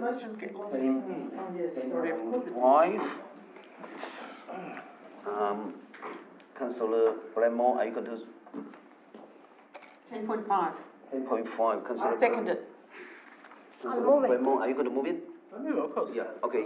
Councillor Pensabini seconded. Are you going to speak for the... Look, I don't need to speak, but I know Councillor Barty pulled it out, so... Notes ready. Councillor Barty? Thank you, Mr. Mayor. I would just like to ask the General Manager if this is something that we are able to actually do and if there is a financial benefit to us. From what I understand, there were reforms in 2008 that dictated councils could make a decision. Our council made a particular decision at the time. I would be, in theory, supportive of the motion if it was beneficial financially to the council, particularly in the case of having assets against which we could borrow. But my understanding, based on those reforms from 17 years ago, is that there is no benefit to us. And it does seem that if that's the case, there's an arduous implication for council staff that is not actually beneficial whatsoever. So my question through the chair to the general manager and appropriate staff is this beneficial and is it worth our time? It says in the comment. Yeah, can I ask our CFO to talk about that? Through the Mayor, just in response to the question, depends on how you look at it. The value under the land does have value, but at the end of the day, your question is, does it have any value to council? In terms of the financial benefits of it, so if you're looking at the banks, if you're looking at increasing our balance sheet, yes, it would increase our financial position, but that amount doesn't impact the bank's decision. So if we are going out for a loan to the bank, they wouldn't even consider the value that you hold on the land under the roads, because you can't sell it, they can't do anything with it, they can't hold a mortgage with that value. So you could have a value in your balance sheet, but all it will be is a paper-based value. Thank you. Thank you. Just a question. Yeah. Yeah, just a question through the chair to the GM or the CFO. Yep. Yeah, basically, so I just want to. This was just an exercise, just to actually get the information and get an understanding of it as a councillor. So basically, I just want to confirm every single piece of land that's operational land in our LGA will be valued on our balance sheet. Through you, Mr. Mayor, so all the community land and operational land is actually valued separately. The land under roads doesn't come under that. So at the moment, whatever your value is on the roads, it's just the components on the roads. It doesn't take into account the value under the land after the 1st of July 2008. So if council acquires any land under roads post that time, then we will have to treat it according to our policy. And the other thing to bear in mind as well is if council decides to bring that into our books, what it means is that every year it needs to incur cost of revaluing and valuing that piece of land on our balance sheet. So it's that additional cost that council is wanting to bring on. And once council agrees to adopt that method, is in bringing the value of the land under roads moving forward into our balance sheet, you can't go back and de-recognize that value. It has to continue to be in your books, which means every year council has to spend money to continuously value all the land under roads across the LGA. Okay, thank you. So just another question. So when it says land under roads, like in the officer's comment, it also talks about road reserves, footpaths, nature strip, medium strips. Something like, for example, like Stratford Town Square. Is that, like that's, how would that be classified? For example, we're going into a master plan for the town centre, so how are those lands, in particular there, how are they valued or how are they put in on our balance sheet? Through you, Mr. Mayor. Through you, Mr. Mayor. So all the land that, like the Strathfield Town Centre, with all that footpath, the value of that is just basically what's on it. So it's nothing underneath it that's actually valued in our balance sheet. So all the land of the roads includes the footpaths or the medium strips and everything, but it's only the value of what's on top of it, nothing below it.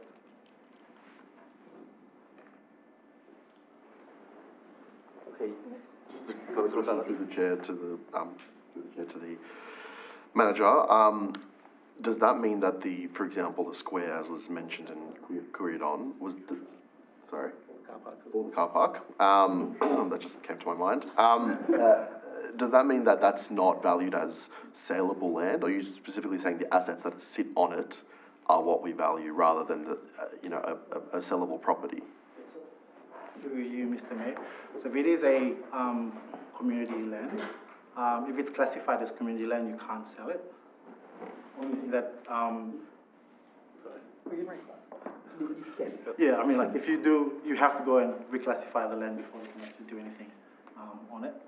So at the moment, with the master plan and everything, that's what valid in our book is actually what's on it. And the car parks, for example, they've got a different value, and they are recorded in our balance sheet as car parks in our fixed asset register, and it's again the value of the car park. Thanks. Thank you. Any further debate about these matters? If not, as I put this motion to the vote, all those in favor, please raise your hand.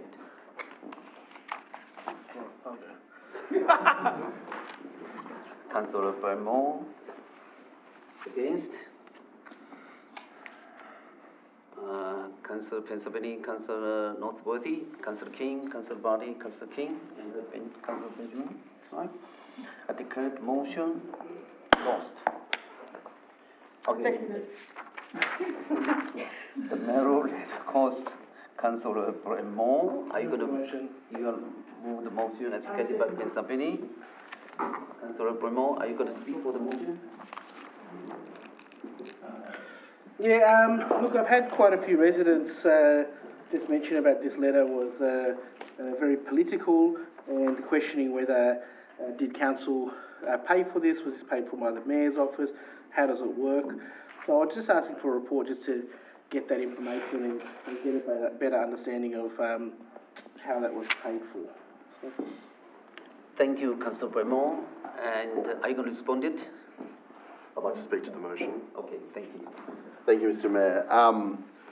Look, I'll begin by noting that, Councillor Blackmore, you actually voted in favour of the budget to fund this, that mayoral letter. That mayoral letter went out as part of the SRV reforms that we put forward, and it was under the communications budget of those reforms. So this is the second meeting in a row you've come to the council meeting with, peddling your Labor friends, ideas and you're going to focus on your point. Yeah. I thought we weren't going to be political. Yes, I judge you already. Thank you. Thank you, Mr. Mayor. I'll retract that. I'll speak to the motion by saying that last year this council voted to cut residential rates. Under the old plan, rates were going to go up by 93% over 4 years. Working with staff and under the support of Councillor Blackmore, we scrapped that increase and delivered rate relief instead. As a direct result, every household in Strathfield is paying less this year than they would have under the original plan, supported by those to my right. This, Councillor Blackmore, because you voted for it, this was the mandate on which I was elected to council, and I delivered on it with your support, Councillor Blackmore. But two councillors voted the other way, those that you mentioned in your nom, and they pushed for a model that would have seen higher residential rates and lower business rates. But we passed the fairer model, and the budget for that fairer model included a communications allowance to inform residents, and you also voted for that, Councillor Blackmore. So when we passed the fairer model, you voted in favour of it, and you voted in favour of the communications budget. A letter that went out under the mayoral letterhead explaining the rates changes and noting which councillors supported or opposed them went out as part of that allowance, under that allowance. It was drafted with staff advice, paid for under the very budget you supported, and has been publicly available ever since. And now you're getting upset when we've done exactly what you've supported in the past. That's fine, Councillor, but you voted in favour of a communications budget, and that was included in it. So when you respond to residents' queries, you can say, well, I supported an allowance for the mayor to communicate on the reforms we were making at the time. And even though this came out quite a few months ago now, it's strange that you bring it up at this council meeting. I'm no longer the mayor. It was done under a previous mayor's budget, my own, as part of what was done with the SRV reforms. So I don't understand why you're continuing to speak on this matter. I think it's a moot point, something that happened almost 6 months ago now. I understand the political point scoring that's going on, but next September you'll have the votes anyway, so you'll be fine. Just a question through the chair. Yeah. Can the GM or the CFO give me the costs associated with this letter? Thank you. Point of order, Mr. Mayor. Just on that, that's the question in the motion. We have to now decide whether or not we want to do that before it can be a question on notice or through the chair. can always ask the question. You're wrong. You've got a rule on the point of order. No point of order. Okay, is he right to do that or not?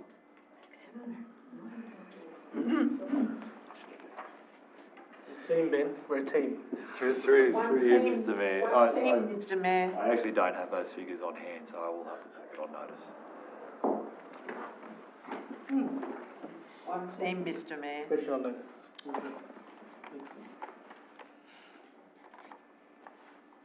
I think I accept the point of order. And just to clarify on that point of order, Mr Mayor, by accepting it, you mean the question through the chair is disallowed? Thank you. Okay, Councillor Northworthy. Just a question through you, Mr. Chair, to Councillor Bellardi. You quoted a number for the former rate rise. So what's the equivalent number now with all these magical changes? Just through Mr Chair, could the question be clarified? Sorry, what? We had someone here tonight. Yeah. So yeah, you quoted a number that what the old rate rise used to be. So what is it now? You quoted a cumulative number. So what's the cumulative number of rate rises that you've now put in place? I reject the premise of the question. Thank you, Mr Mayor. Can I put the question through the chair to the CFO, so I can put you on the spot? But the former mayor couldn't answer, so. No, can you say again your question? So the question is, there's a number quoted, it's a cumulative number over multiple years of the former SRV. That has now changed. So my question is, what is the cumulative total of rate rises under the new program? Through you, Mr Mayor, the cumulative rate increase was in the order of 93%. The cumulative increase hasn't changed. That remains the same. What did change as part of the review that this council did back through November through to February last year and this year was it changed the way that the rates are distributed. So the cumulative rates collected and the cumulative increase is exactly the same as what it was, but the rate burden has been amended so that some residents are paying less than what they would have if it had stayed on the original path, and parts of the business community are actually paying more. Can I ask a follow-up question, Mr Mayor? Can I have, you have a lot to speak already, let the councillor ready to have a speak. The motion asks for the budget spent on the letter. I think we are going from trunk to the tail of an elephant and we are going nowhere. I won't be supporting this because it feels like we are scoring on each other, but I don't feel it's, I won't be supporting this motion. Thank you. Mr Mayor, No. You're both spoken. Question. No. It's enough already. Okay, I just put this motion to the floor. Can I close? No more questions. I'll close He's it. allowed to close his motion. Oh, okay. Look, I did vote for a budget to go there. Unfortunately, Mr Mayor, at the time, you said that it's a Liberal team and made a perception in the public somehow that the council is somehow controlled by Liberals. No one has any control in the council. Probably one independent probably has more control than anyone. So, focus on your point. Okay, make your My point is, I would like you to support it critical. so that we can get the cost. I didn't vote to be included in being part of a Liberal team, and I don't believe Councillor Chai did either. Can I talk? Finish. Can I ask? No, you conclude already. Order the conclusions. No, conclude already. No more. He goes last, and so you can't go after him, he's last. Okay, now I put this motion to the vote. All those in favour, please raise your hand. Paper. Lacking Make sure you transparency. do it right. All right. Okay, the Councillor Glenmore, Northworthy, and the Councillor Pensabini, and the Councillor Chai against? Yeah. Well done, Ben. Yeah, One team, Councillor Ben. Kim, You didn't give Councillor the Madi, and the opportunity Councillor to Sandy. talk. Ready? Team.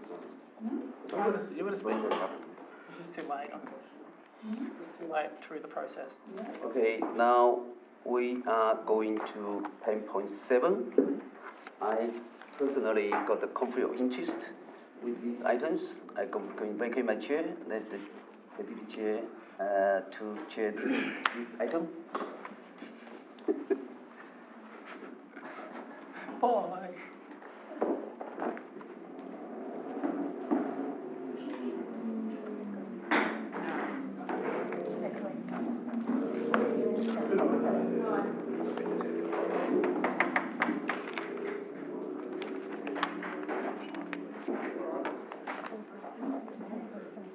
That's rugby From cards. St. Pat's.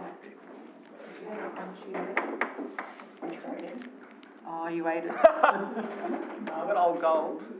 Any crunchies around? Any crunchies? You eating it, Paul? Councillor It's Blackmore, popular. I'll move it, yes. can I have a seconder for 10.7? Seconded by Councillor Bellardi. Councillors, would you like to speak on it? I'll just be quick. Obviously, I move the motion as read. Look, personally, myself and a number of residents, this is quite a comprehensive document. There are an enormous number of mistakes throughout this document. I think we need to allow a bit more time to get some proper submissions and proper feedback on it before we make such an important decision. So that's why I'm asking for a bit of an extension. Councillor Blackmore, just to clarify, you just want to extend the time, or you want the paper to be fixed and then put it back on the exhibition? No, just extend the time. Just extend the time? So you don't want to fix anything inside it? No, that's just give, the public will have the opportunity to put their submission. The public will have the opportunity to put their submissions in. The council staff obviously then get those submissions. They can amend the document and bring it back to us to endorse. Thank you. So, yeah. Sorry, I'll just do a quick question. I added in a second point in there. I asked for it to be extended till 21st of January. I added the second point in there just in case it wasn't possible to extend it. As you can see, if the extension cannot be extended. So I just want to make sure, is it possible through the chair to just simply extend the notification period rather than having to worry about re-exhibiting? Through you, Madam Chair, to Councillor Blackmore, yeah, that is absolutely fine. 21st of January is fine. We're happy to extend it to them. Any other councillors would like to speak? All good. Now I'll put the motion to vote. All in favour? Carried out unanimously.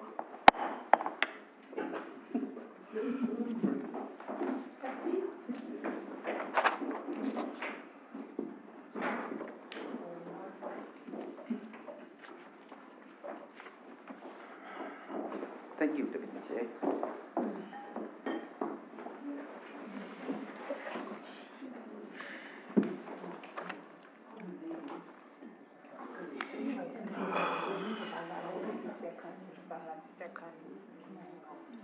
Okay, now we come back to the LC1. I'll move it.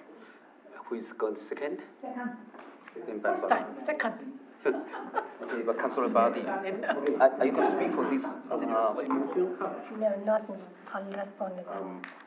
I'd like to amend the motion, Mr. Mayor, to state that council returns this report to the first ordinary council meeting of 2026 with more appropriate funding options.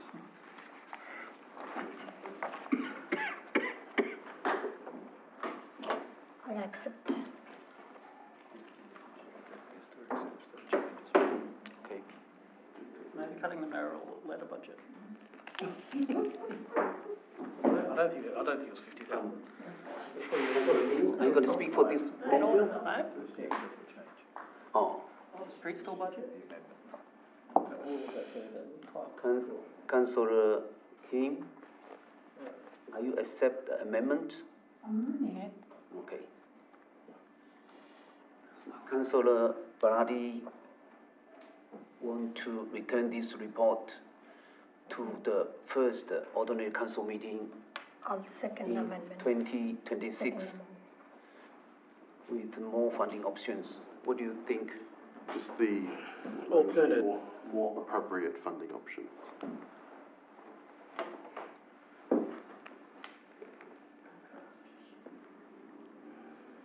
You don't have a seconder? I second it. Sorry, councillor. You ready?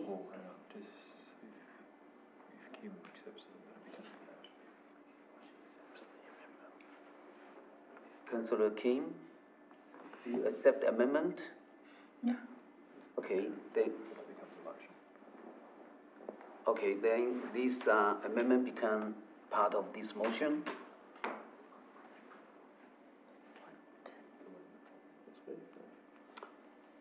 Okay. We've got to delete the first. We didn't vote on it. Delete the first two lines. delete the top two first.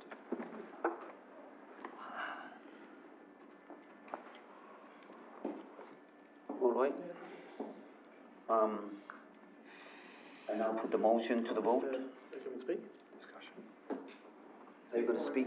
Yeah, now we have, because we accepted, now we have. Oh, okay. Anyone want to speak for the motion? Please. Bremo. Yeah, sure.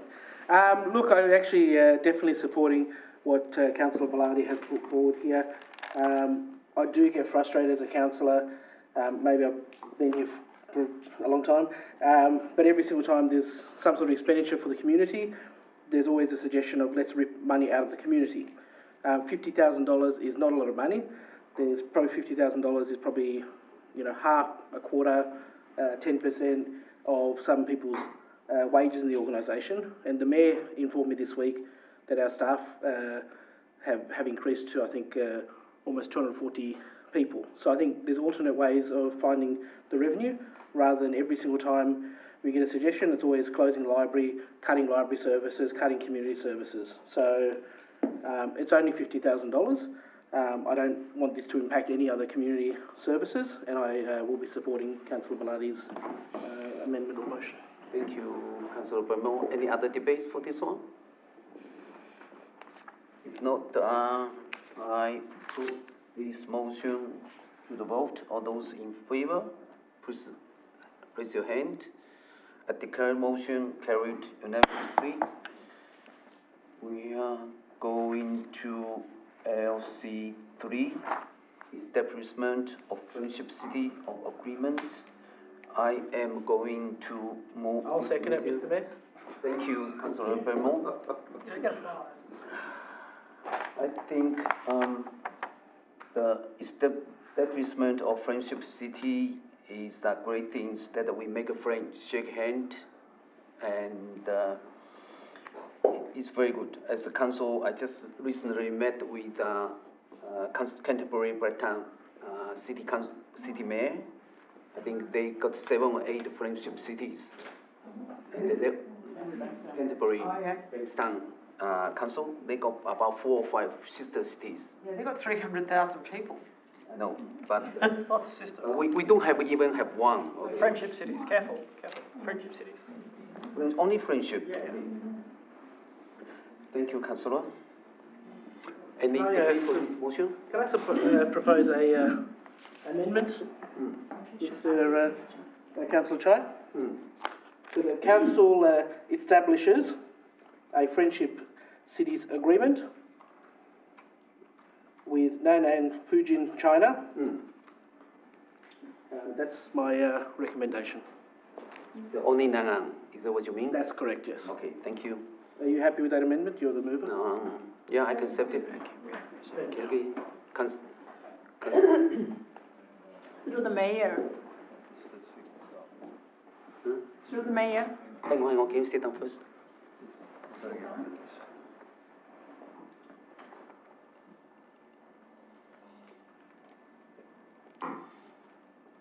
Okay. N-A-N-A-N. No, not A-A-N. Yeah, thank you. We need Fujin in there. Fujin, yeah. F-U-J-I-A-N. Yeah, lovely. Thank you. Councillor Kim? Through Mayor, I would like to confirm your attention. So you said you want to establish a friendship agreement in your hometown, because it's your hometown. But now say if you have a friendship city with your Nan'an, do you have any intention to lead a sister city from Gapyeong? Don't worry about Gapyeong. Focus on here. We're just talking about the friendship city. I'd like to confirm whether your intention. You have a friendship city with Nan'an? Nothing to do with the city here. Here, just we are build up a new friendship city. That's all. Okay. But before I vote it, I want to confirm whether you are going to delete, because I heard some one day when we had workshop, some people want to delete. Councillor King, City, Gapyeong City citizenship relationship. So I want to confirm with it. I don't want to confirm with you, nothing happened, okay? Nothing is going to happen. It's nothing, no one moved that one, okay? So what's the relationship between Suddenly Friendship City and Sister City? Doesn't cost anything for a friendship city. So what is it costing?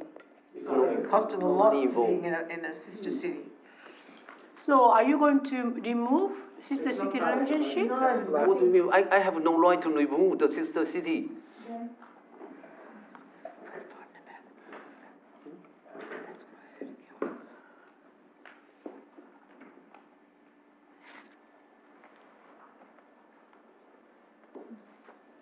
Okay, Councillor Prem.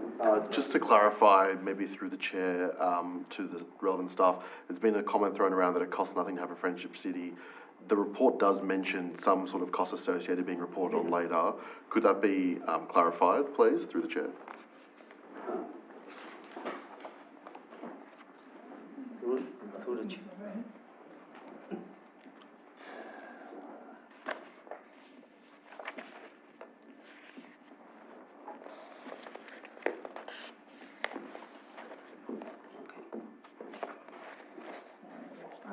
I'm just looking for the information one moment.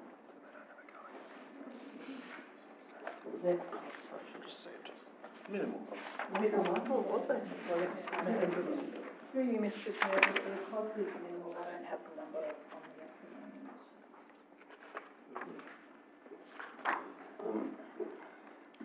the I just realized that I may have a conflict of interest with this item, as Nanyang City is one of the city from my state, so I may have conflict of interest. Non-pecuniary and non-significant. Yeah. Now, Can I ask one more question? in a minute. And now I am going to stay in the chamber. Think about those. Can I ask a question through the chair? I have already a question first. Question through the chair. Okay, go ahead. Look, I think it's very appropriate for this friendship city, but do you know the number of population of Chinese residents that we have in Strathfield through the chair? Does the population of there? The Chinese people with Chinese heritage that are living in Strathfield. I think total, based on statistics figures, I think about 20% of Chinese people live in the area. Fantastic. Yeah, thank you. Councillor King? Yes. Through Mayor. There is reason to have sister city with Gapyeong and Strasbourg area. Gapyeong is Australian, during Korean War, Australian soldiers had a lot of sacrifice. Just a moment, let me talk about it.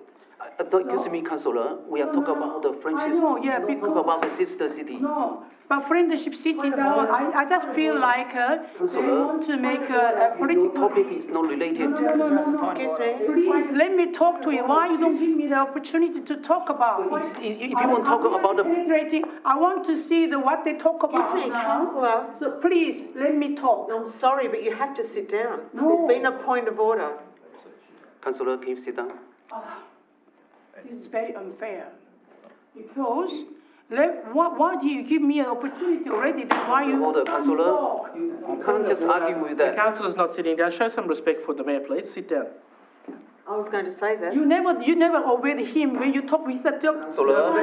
Speaking very rudely to him. You continues to talk about it. Speaking very rudely to the mayor.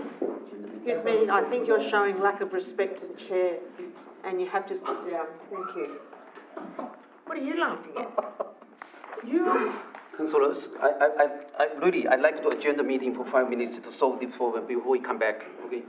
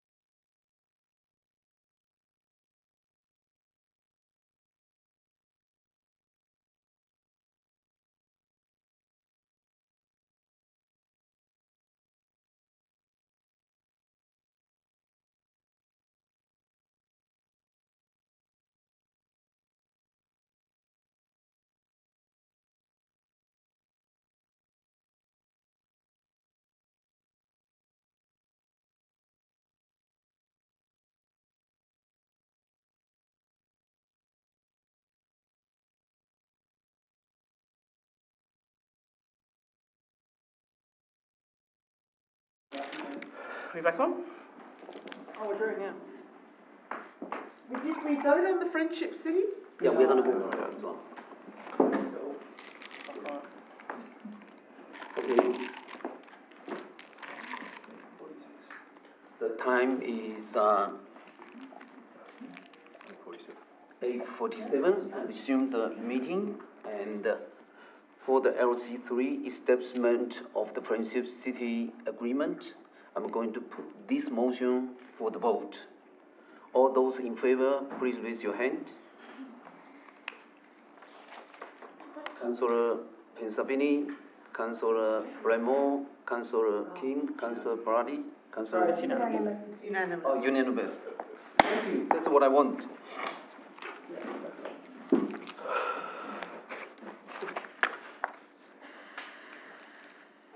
Okay, we go into CCS5, Disability Inclusive Action Plan. I move this motion. Can I have a seconder for this one? I'll second it. Yeah, okay, thank you. Councillor Reddy, I would. are you going to speak for that? Yeah. Councillor Bramall for it. Oh, it's a disability inclusion plan. Yeah. Yeah, page 418, councillor. Yeah. Councillor Bramall, are you going to speak for that? I am, yes, I'll just bring it up.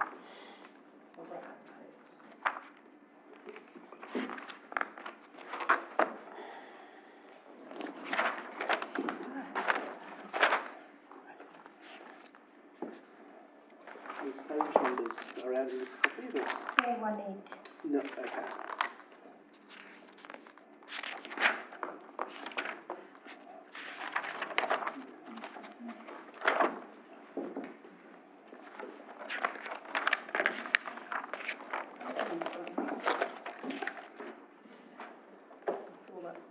Yeah, so I'd just like to make a small amendment, just to delete the words, and if no submission received, it would be considered adopted, at which time it'd be progress.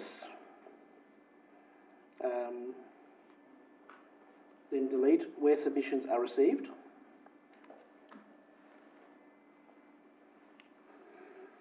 And delete the full stop.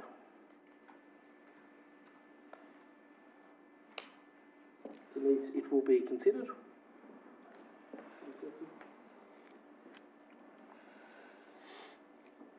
Adopted. So basically, should read for 20 days and delete adopted and then at which time. You just have it will be. So just delete that the top from adopted to progressed.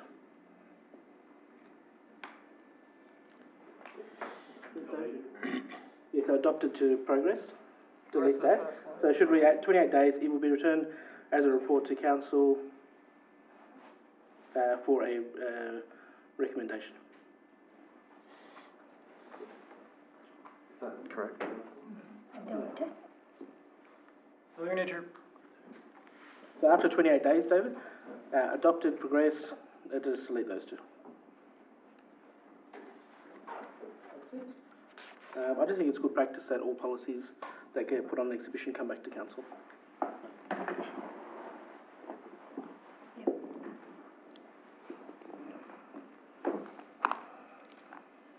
You okay with that, Councillor? Yeah, I'm happy with it. Thank you. Vote.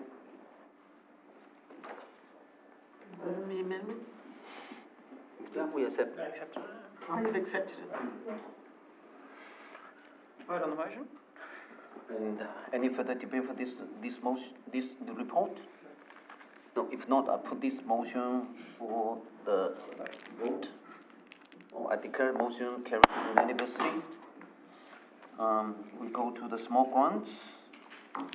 Yes, Can I have a seconder? Move it. Okay. Seconder, Councillor Bardi.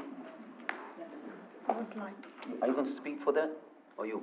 I'd like to speak. Okay. Just a point of order against Councillor Pensabene, just for commentary. Accept your comment. Thank you. Excuse me, when he speak, please keep quiet. Other councillors can't control themselves, Mr. Mayor, it's all right.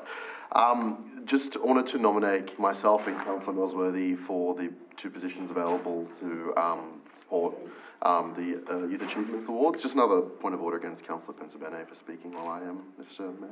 I think. Excuse me, Councillor Chai. I have a point of order. I'm waiting for an outcome of the point. I don't accept, okay, I didn't hear that, no. Excuse me, Councillor Chai, I was speaking with Councillor Noseworthy in regard to your request. Because of his teaching, he cannot be a person of interest for the committee. Mr. Mayor, just the point of order still stands in that case, but I'll redact it nonetheless. If Councillor Nosworthy is available to partake in it, then I'm happy to nominate him, but just ask the question first. Yeah, I would be concerned that probably inevitably students I know personally and see 5 days a week would potentially be part of it, and I wouldn't want that to affect the outcomes or be perceived as a conflict of interest, so I probably wouldn't accept the nomination. Thank you, Councillor. But we, I'll put forward as a nominee. Nominate for yourself? Yes. Okay. And you? I'll accept the amendment to my amendment, or the... I accept Pensabene. Now, our council will select Councillor Bellardi and Councillor Pensabene as the selection committee members for the Youth Achievement Awards. Thank you. So for further debate, I will put this report for the vote. All those in favor, please raise your hand. Declare motion carried unanimously.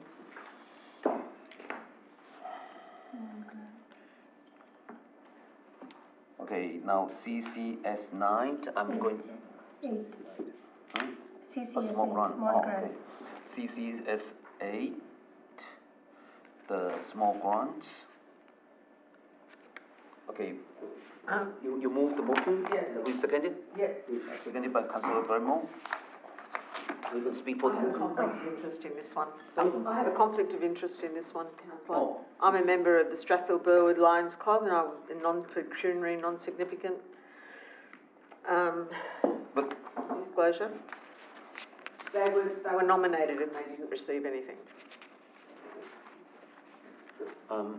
can I ask the governance? Does So Councillor, you intend to stay in the room? Yes. Yep. That's fine, that's the choice. So you still can move? Yeah, I can still move it. Are you going to speak for the motion? Okay. Councillor Vermont? I'd like to make an amendment that, to just on the point 2, to amend it to council approve 7 small grant recipients.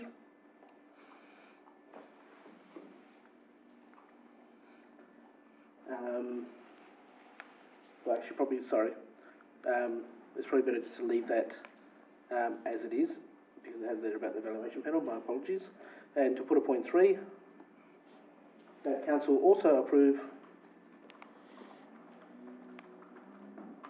$2,000 for the Lions Club build in Strathfield.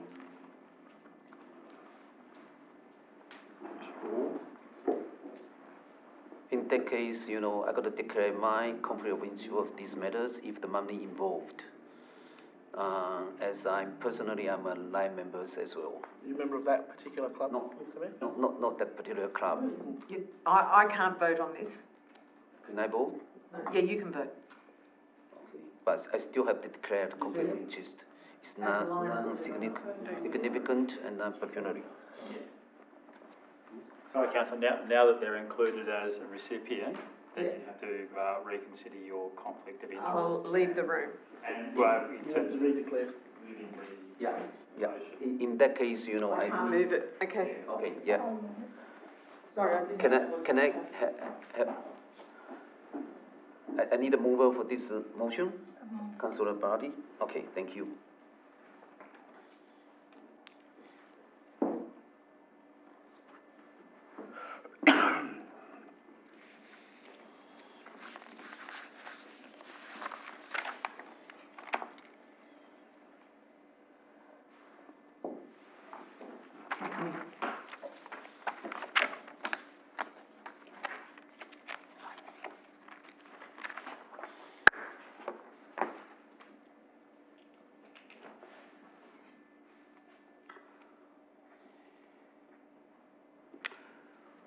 What's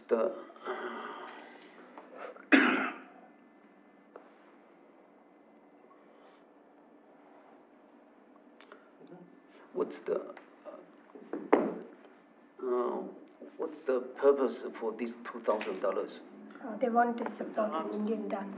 Yeah, it's an Indian dance group, I'll just quickly answer it. Class The only reason, all the members. Take place in Bankstown. Okay, they don't say any purpose, right? Just dancing. It's a dance group for people in this area. The participants are from our area, but we don't have a facility big enough, and that's why they're in Bankstown.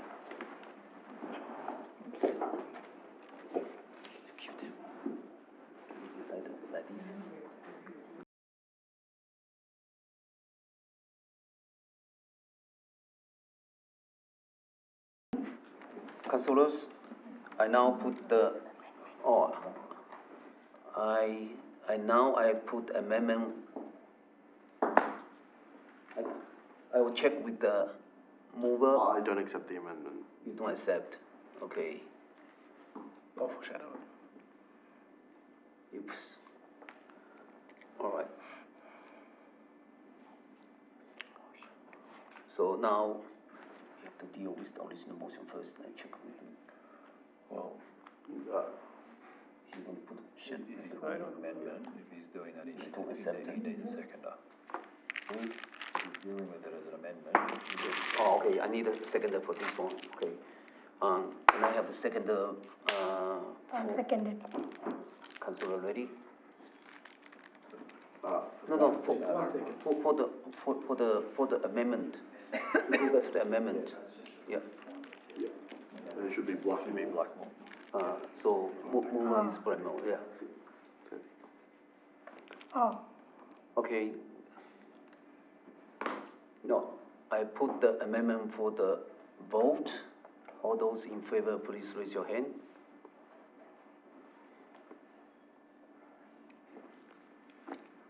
Councillor Bramwell, Councillor Chai.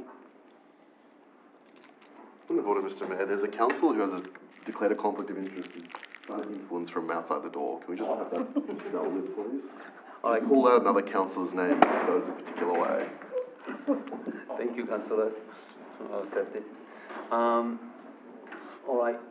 All those against the motion, the amendment, Councillor Reddy, Councillor Brady, Councillor King, and Councillor Northworthy. Declared the amendment is lost. And then we go back to our original motion.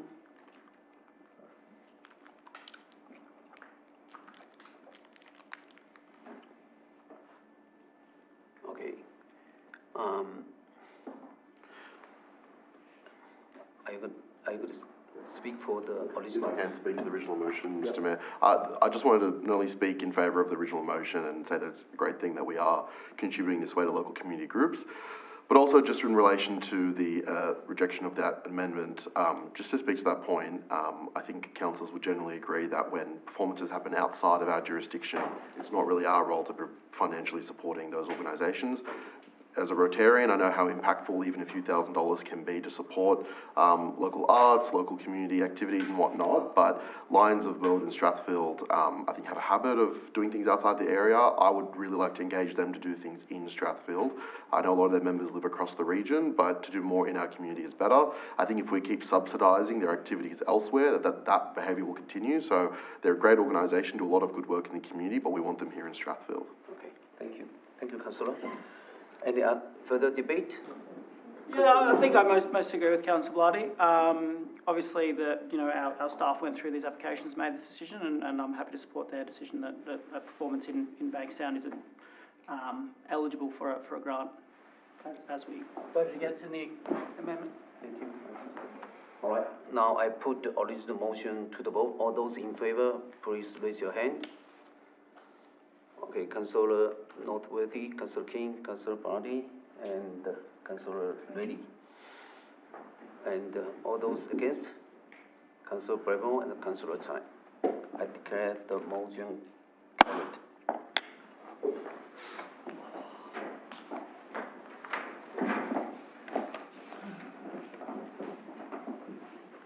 Welcome back, Councillor. Now we are going to CCS 9. I am going to move the motion. I think seconder for this one. Seconded. Councillor ready? Which one are we on? Which one are we up to?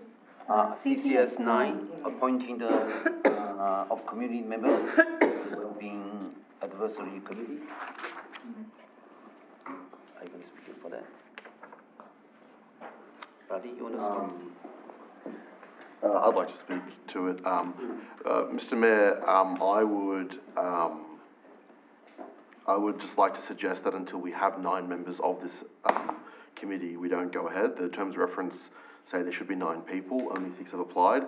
If we extend this another month, maybe we can go out and find more members of the committee who'd like to be part of it. I will note that there are, a few members that are currently being proposed to, members of the Labor Party.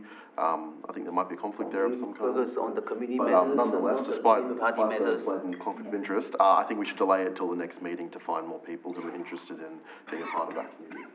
Thank you, Councillor. I accept the amendment. Accept amendments. Yeah. What is the amendment? What was the amendment? The amendment to move this appointment until early next year, to have more members to joining. Have a full team. And we are going to have a meeting from there. All right, if there is no, okay. Can I ask? Yeah, Councillor King? Mayor, applications were given a score out of 10 based. So which way did you send applications to the people? It was published on the online. I will have this one question through the manager, asking, how many, okay. Through you, Mr. Mayor. So, the application or the community's advised that they can apply through our website.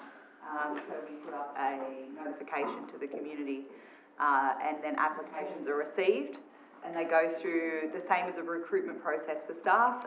Jack and the team go through, they have a panel, and they review the applications and make a selection based on that.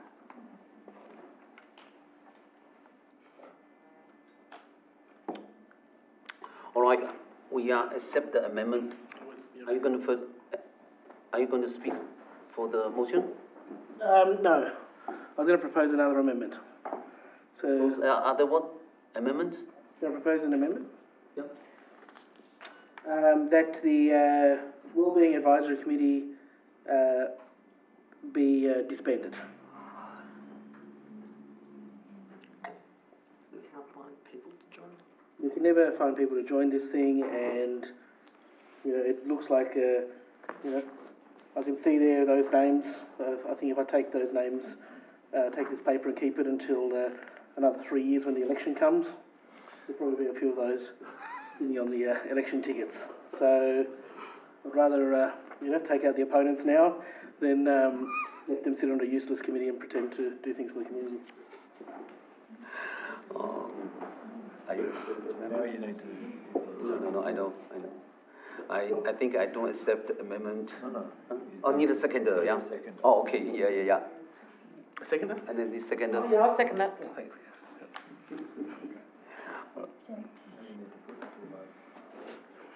We've tried to have this committee so many times. No. You've got to vote on the amendment. They want that to become the motion. Okay, now I put the amendment to the vote. All those in favor, please raise your hand. Councillor Pensabini and Councillor Bremo. Come on, Mr. Mayor, you can use casting vote. Against? Councillor King, Councillor Brady, Councillor Reddy, and Councillor Chai. Okay, the amendment is lost. And now we come back to vote for the original motion. All those in favor, please raise your hand. Councillor King, Councillor Baradi, Councillor Reddy, and Councillor Chai, and Councillor Pensabini. Oh, Against. against, okay. Fast. Against. And Councillor Bermore, I declare the motion carried. Oh, for this one. Okay, CCS 10 for the customer timeout policy procedure. Seconder for this one? I'll second it. Second. Speak to the motion. JP moves it. Baladi moves it. Oh, no. I don't move it. I move it, that's all right, leave it. Mr. Mayor, through you, I'd just like to speak to this policy in the negative. I don't support it as it currently stands because whilst I support our staff and I think that certain occurrences in the past month have been atrocious from members of the community in the way they've acted towards staff, and I would never support that kind of aggressive behaviour. There have been some outrageous incidents that we should always oppose as an organisation and never allow to occur on our premises. And that's why I understand this as a reaction to what's happened, to formalise how we deal with those circumstances. Nonetheless, I still think that what has been proposed in this timeout policy is something I can't support because it does seek to essentially give free rein to staff in those sorts of circumstances from banning members of the public they identify from essentially entering council premises, if that's the case, or customer service. I philosophically would just disagree with any act that seeks to prevent the public from using council resources or facilities. Government should never be off limits to anyone, no matter what they do, unfortunately. So I would seek to have this come back to either a workshop or a discussion with councillors as to how better to deal with those circumstances. Sorry, bear with me. And so I kind of support it in its current wording, but I'd be happy to see an alternate approach where we might mimic, for example, what the City of Sydney does. For example, in the City of Sydney, if something does occur, if there's aggressive behaviour towards staff, they have the ability to ban someone from coming in, and that person, if they require government services, have to schedule an appointment through a Zoom call or in person. But that gives the staff the control necessary to ensure the behaviour is avoided, or those circumstances are avoided in the future. I think the current model being proposed doesn't quite seek to give them their right to government when it does ban them. So I think there's just a gap in what we're trying to achieve and what's, I think, appropriate. So I'd say that it should come back to a council workshop and we should discuss, or there should be a proposal for alternate versions of this. But in essence, I agree with having a formalised policy to deal with those circumstances. I just think that what's being proposed is something I can't philosophically support because it has the potential to give a lot of power to staff to ban people from essential government services. I'll second that, Mr. Councillor Baladi. Thank you, Councillor Bermore. So let's vote for the amendment. The amendment has become the motion, Mr. Mayor. No, we got to vote and come back to the motion. He accepted it. Oh, so this one amendment become part of the motion. Sorry. Child. Apologies, that was my mistake. You and Sandy accepted. Oh, okay. Yes or no? Yeah, we Accepted. So now that becomes the motion. Okay, thank you. All right, now, if I put this motion to the vote, all those in favor, please raise your hand and declare motion carried unanimously.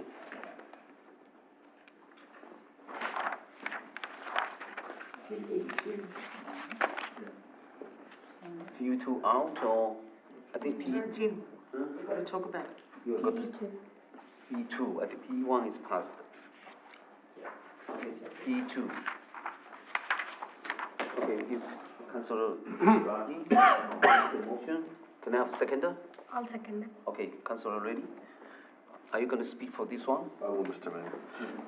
Mr. Mayor, look, I think it's simply a report on what the Rangers' activities are. It's nothing too complicated, but I would like to just add a somewhat public commentary on this as we go to pass it, that you know, it's a great thing that council and the relevant staff are responsive when there are issues with Rangers out in the community, and those are, unfortunately, Rangers are some of our most public-facing officers in that they are out and about every day, providing us with an income. But I think sometimes those interactions aren't dealt with great, from the Rangers' perspective, that is. I think sometimes there are issues in the community that get reported back to councillors where we think it's been a somewhat embarrassing moment as an organisation because our public-facing officer has done or said or acted in a way that's not greatly reflective of the organisation, or doesn't reflect well in the organisation. Nonetheless, and I think that those in extreme circumstances have been dealt with appropriately. But what I did want to add is just access to Rangers, as per the council's, when you call Strathfield Council, options 1, 2 and 3 and various others are read out to you. Number 3 is, I believe, quote exactly what the robot says to you. It says,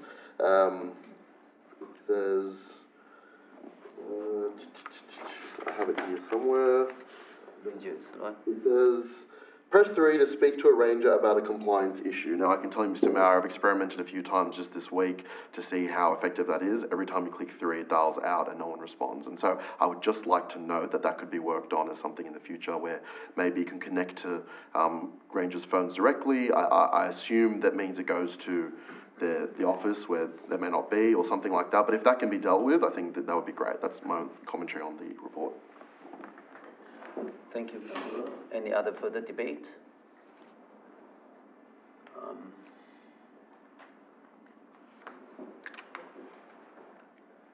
Okay, and now I put this report for the vote. All those in favor, please raise your hand. I declare the motion carried unanimously. We are going to EO3, electric. PE3. P3. Oh, okay. Yeah, I forgot about this one. I got to go out. I didn't remember to close the door.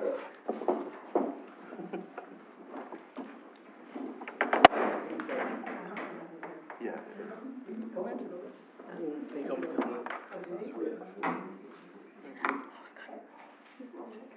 Councillors, now we have PE3 as item. Can I have a mover? Moved by Councillor Pennsylvania, seconded by Councillor Blackmore.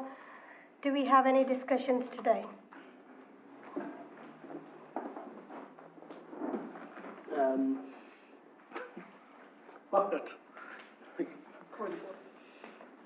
Look, I just am very, very concerned about all this stuff affecting our heritage conservation areas. Yeah, and I know we did get a briefing and what have you, but I still find that, you know, I don't know what the reason for doing this is. I still don't get it. The delisting of the Welfare Street Heritage Conservation Area, this has been on the table for a number of years, and we've been reasoning before it. You know, there are a number of residents adversely affected by this living in this pocket. It's an enterprise-owned land. Next door to it, there's been massive warehousing with basically 24-hour transportation opposite the markets. It's a really, really inappropriate place to have housing.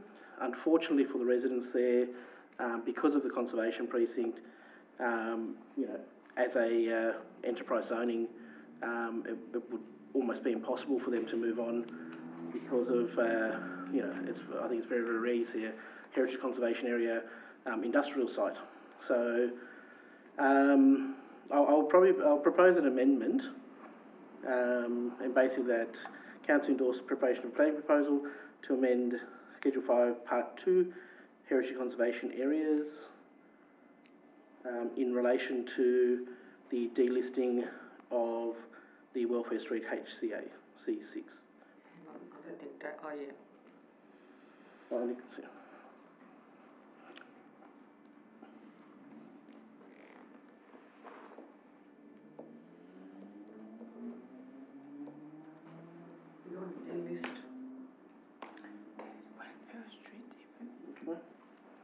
I think this is something that we should do as a, this is a matter that needs to be dealt with, can be dealt with now. It's been on the cards for a long time. In relation to the other items, I think that they're not something that we need to endorse tonight. So, I just don't see... I agree with that amendment. Oh, you're allowed to. Can I just speak to the matter? Just putting the amendment aside for a second, I agree sort of in essence and also with the, well, more or less with the original and also with the amendment, probably more so with the amendment. I guess the reason I take issue and do agree with the amendment, the reason I take issue with the initial proposal is that I don't understand the reason why. I know there is an attempt to explain it in the report, but I just think there's a really unfortunate history of Strathfield HCAs either being removed or certain items being delisted or reductions. I'm someone who, I quite love the fact that Strathfield is not only leafy, which we talk about a lot, but also is home to so many beautiful heritage homes. It maintains something unique about our community, and I think the more we redact that, the more we take those things away, the more we give opportunities for changes, the more we lose our character, and that's something I am passionate about keeping and maintaining. And I think the excuse that, oh, well, there's a particular heritage home, that means we don't have to include that heritage home or anything between it and the bound. I just think that's a sort of convoluted reason to keep taking things away. It might seem, in the long term, like it's a bit easier for council to deal with or whatever, but I would be someone inclined to support more and more HCAs being developed in the area where possible. We've got plenty of beautiful streets that aren't actually protected, and whatever that process looks like, I'm on board. And I think in the inverse, we make it difficult sometimes for residents who want to maintain heritage. I think there's an example I can think of very recently where, without pinpointing the particular address, there was a significant proposal to uplift a heritage home that was in a HCA, and there was a problem with council, and they wanted to sort of change something, and the actual plan would have been a beautiful take up had we accepted what their sort of DA, I think it was a DA, was suggesting, but it became all too difficult, and now they're selling, and so we lost an opportunity there. It's actually very saddening. So I would agree that with the amendment in that we should stop redacting, stop taking away, stop removing HCAs. In fact, we should be expanding them where we can. And the idea that because there are things that have been done poorly in the past, we should just move backwards, I just can't support. So that's why I support the amendment. I agree. One movement, one team. I'll just get some clarification, councillors.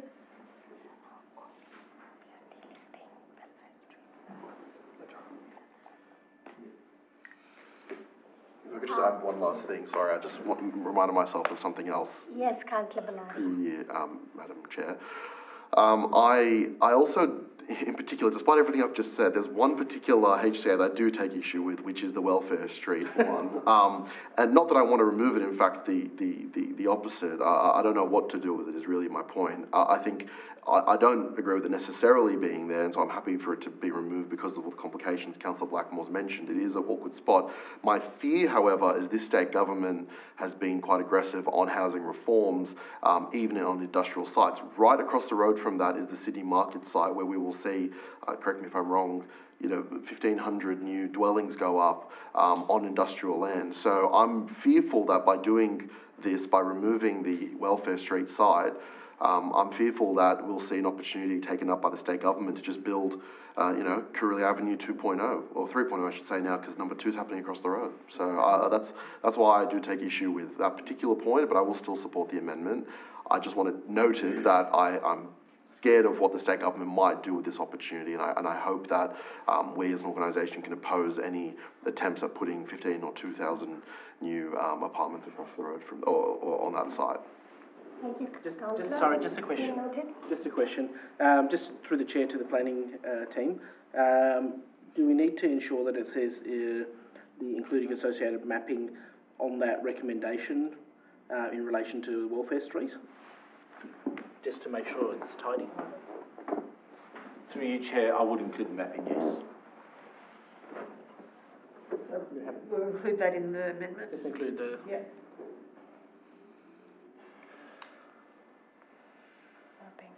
Okay.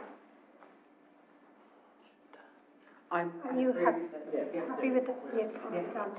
Councillors, I'll put the motion to the vote. All in favour? unanimous. Unanimous.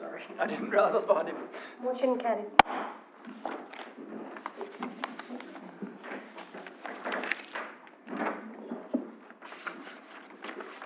Something happens, JP's going to be like, told you so, Blackmore. I think if Something happens, state government reasons, you're going to be like, Blackmore told you so.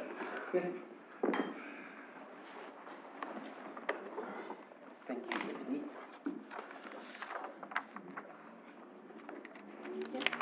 It's been done.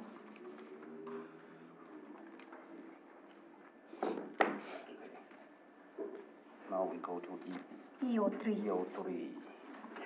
Okay, EO3 electric vehicle charging stations. I'll move it. You move it, Kenneth? Rory. Noteworthy, yeah. Are you going to speak for that?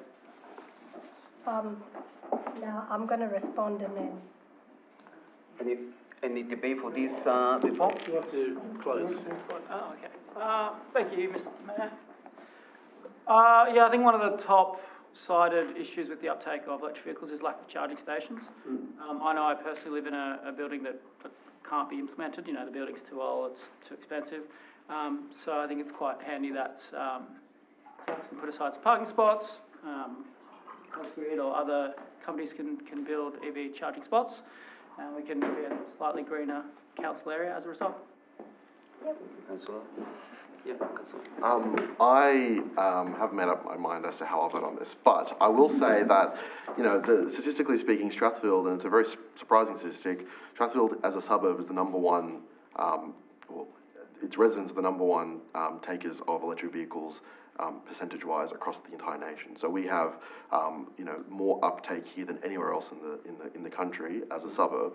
So that's the suburb of Strathfield, not the municipality, but nonetheless, it still shows you how many electrical vehicles are here. Nonetheless, we have the worst, I would say, this is now anecdotal rather than factual, but you know, I would say we have the worst charging possibilities area-wide. There's nowhere where you can charge it currently. I think there are 2 old council ones that are now removed. I can't think of another. I don't know if that Jolt one that is ours. Okay, right. So council owns that one. Oh, sorry. Not ours, but right. So someone has it. It's on our land. Yeah, fair enough. And so, but so you'd think, well, this is an easy one to support under those circumstances. However, I take issue with the requirement of this grant, which says that the parking spot has to be no stopping other than for those people to charge their vehicles. That I take issue with it because I just think of being, you know, putting myself in the shoes of residents who might have one planted right outside their house. I think that I would totally detest that. I would be up in arms if someone put a no stopping in front of my house for other people to come and charge their vehicles. I think it's not fair to the residents who this will impact. And so as a result, my view is that those people who have written and responded proactively against the idea and have, you know, essentially asked us not to install in front of their homes, I believe there's only 2 out of the 11 that have done so. So I think for the sake of those people, we should not include those particular sites. I'll just ask the... I think I'm being corrected. Yeah, through you, Mr. Chair. There is one person who voted against it. The other one was very supportive of it. Oh, right, okay, sorry. So let's not include the one that did vote against. I believe that's the one across from the park, I think. And so I would say don't include that one. I know that, technically that actually is a council car park, but that person has written strongly against it, the only person out of everyone. So I'd support an amendment to the motion that says, excluding that one side, we go ahead with the project. But I reluctantly support the motion, very reluctantly. Strenuously reluctantly. I'd like to respond through the chair. The one person, I'm really going to disagree on this because the one person who has disagreed lives opposite to the park. Whereas Strathfield Park, we have a lot of people coming, parents coming all week, weekends. So it's a very good spot to charge your car. Your kids are playing a game, you finish the game, your car is charged. It's probably the most practical place to have the charging station is Strathfield Park, the Chalmers Road backside parking. So I wouldn't be supporting the amendment.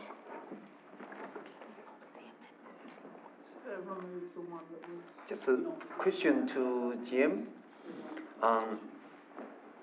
For the charging stations, how long is going to charge the car? Yeah. To you, Mr. Chair, it gets a little bit complicated very quickly, EV charging. 22 kilowatts are the size of the chargers. So if you have a Tesla, for instance, it'll probably take 3 hours. 3 hours?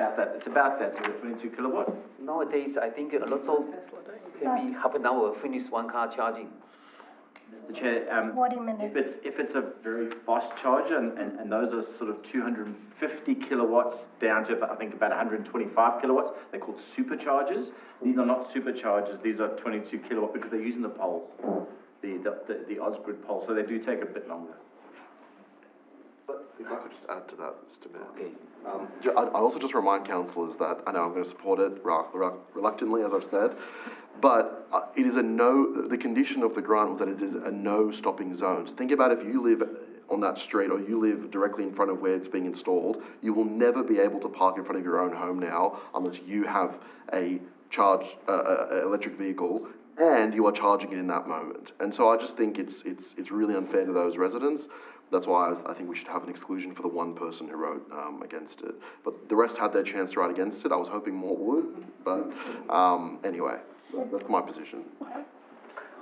It's actually going, through the chair, it's actually going to be a council parking, not in front of his house.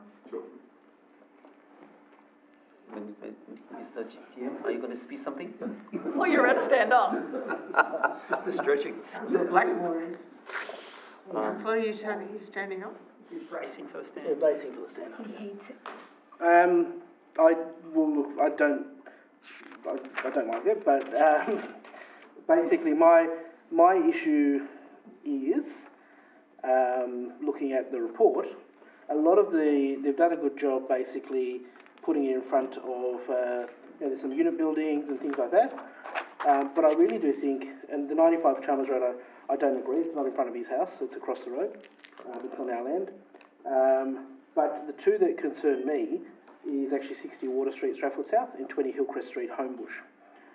So, to me, I would say that's one residential house that it's actually right in front of blocking. So, to me, I would say that I would want council to consult with the owner of that house first, and seek their agreement to put the charging spot in front of their house, because and I don't know exactly whether we have door knocked the house or we have got a response or have got consent, and I know it's not their land, but it will actually severely impact the value of their house by having no parking in front of it, and I don't think we should do that to our residents. In relation to a unit block or something like that, I don't think there's an issue. So I would like to move something that the owner of 60 Water Street, Strathfield South, and 20 Hillcrest Street, Homebush,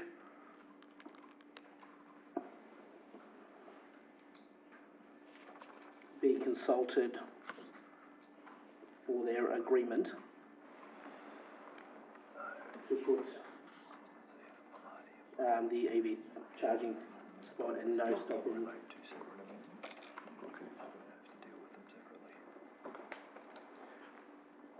zone in front of their house. Can I have, in a minute? Okay, and obviously, with my amendment, I would just, obviously, the council approve the implementation of electric, of most, obviously the other ones are accepted. The other 9. Yeah, the other 9. Just to save you time, Mr Mayor, if I could just, Point of order. Councillor Can I- Light's spoken 3 times now. That's very Excuse me, now I need a second for the amendment. Okay, point of order, Mr Mayor, we don't know what, before I was interrupted, I was gonna ask that exact point. Which sit is, down. what is what are we actually voting on? There are two, Accept, there are okay. 2 amendments, Mr Mayor. Can I have seconded? Mr. Mayor, I dissent with your disagreement with my point of order. It still stands. We don't know what we are voting for right now or seconding. There are 2 different amendments on the screen. Only one. Okay, let's vote on the first one. Oh.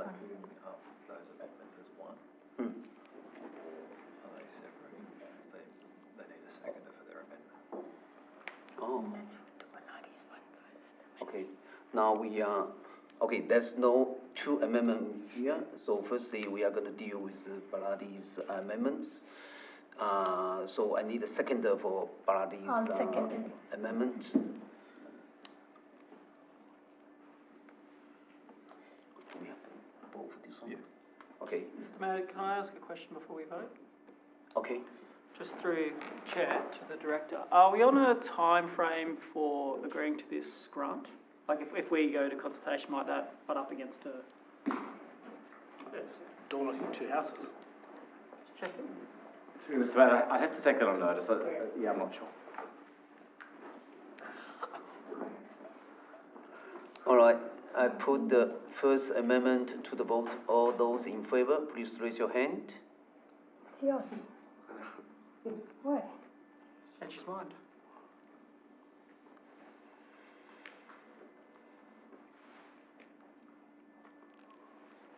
And the amendment is the council approved an implementation of all electric vehicle charging station and the... Point of order, Mr Mayor, you have to ask who's against the Against the initial motion. one. It did fall clearly, but you have to ask the question. Who's against? Against. Who's voting? So, 4, no one voted for it. Oh, okay. Yeah. So, no, okay, all those against the amendment? I voted for. You voted for, okay. No, okay, I vote, I have to vote against it. So like, All right, I declare the amendment lost. Lost. Yeah. Now we come back for the councillor second amendment for councillor Bremont. Are you going, I'll move it, yeah. you move it? Yeah. Okay. Seconded by. I just want to just tidy up to ensure that it does state that the other ones do get installed. So,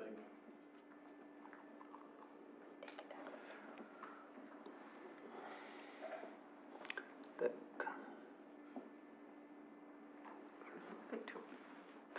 can I have Lloyd?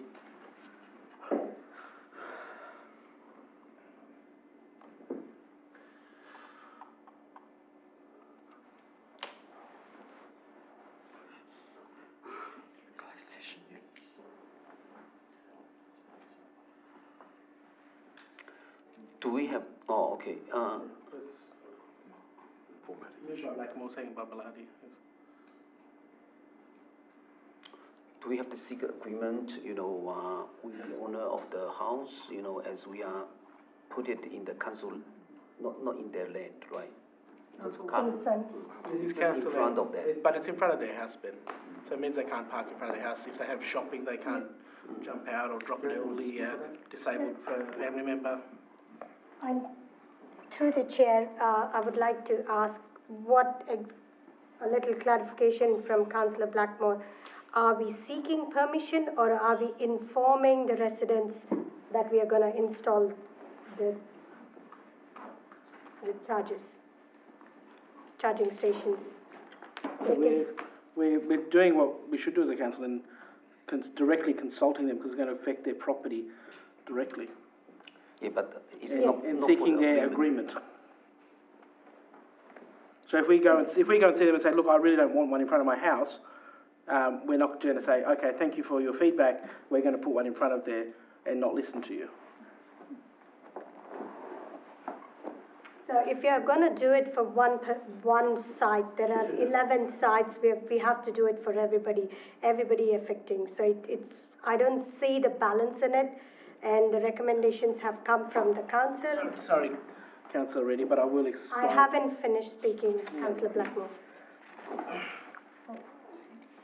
So if you're gonna do it for 2 sites, we might do it for 11 sites. And I see that You just want me to sit down again? it's under the council jurisdiction to install the charging stations.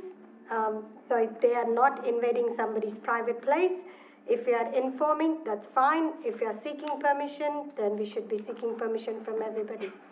Councillor Reddy, those two properties, as I explained earlier, are very, very different to everything else proposed. They are either in front of, multiple residential unit dwellings. So, yeah. Or they are in our council parkland or in a commercial zone, somewhere like that. This directly impacts one person's house. You know, would you like council to come and ask you if they can put one in front of your house? There's a 50 bus stops there. Yeah. In front of your house? No. And then you said no, and then they said, doesn't matter, we're going to put it in front of them. Yeah. Yeah, that's what I'm trying to... If they have the jurisdiction and authority, they will do it. Can't do much. We live in a democracy, Councillor Reddy. It's useful for more people.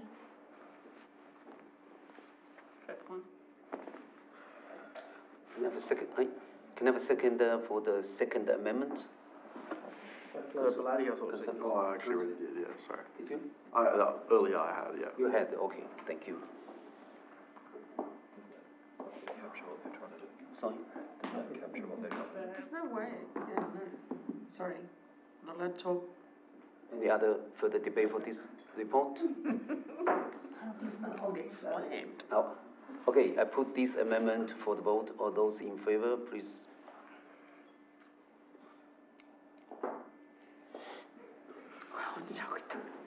Hey!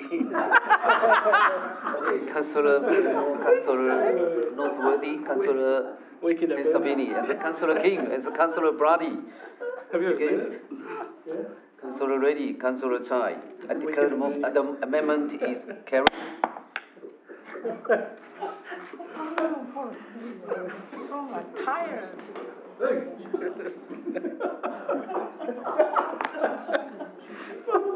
I did that a long time ago. This amendment become the motion. Okay, we vote again, guys. Excuse me. Move the, any other debate for this motion? No. Okay, now I put the whole motion for the vote. All those in favor, please raise your hand.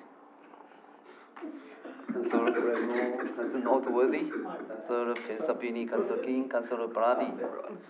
Against? Councillor Rudy, Councillor Chai. Declare motion carried.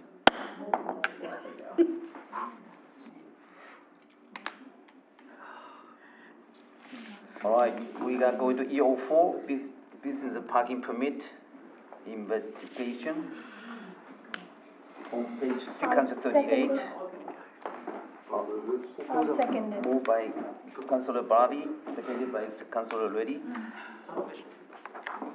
Councillor Brady, are you going to speak for your... I'd like to, make an amendment, Mr Mayor. I was the original mover of the NOM that's resulted in the report, so very happy to see it come back. I do think some of the options are a bit awkward when it comes to how to deal with where and how and whatnot. I particularly don't like the second option. So I think we should go for the first option, but that we should consult businesses if they are happy with it before we go ahead and make the offer. So if we could speak to them and see if for option one they'd be open to something like that and willing to do it, then I think it's good. If they don't like it, I think it would be very hard to implement, and then I think it would be actually it would negatively impact them if we went ahead with it and didn't and they weren't supportive from the start. So let's get their permission to go ahead and do it, or their advice on whether or not it works, and then go ahead. I would say though that with particularly the Homebush Village aspect of option one. We have to adjourn. Is there an issue? Yeah, the minutes are collapsing. Mr. Mayor, should we adjourn? We should adjourn, yeah. I'll adjourn the meeting to sort this issue out. For how long? How long? For 5 minutes.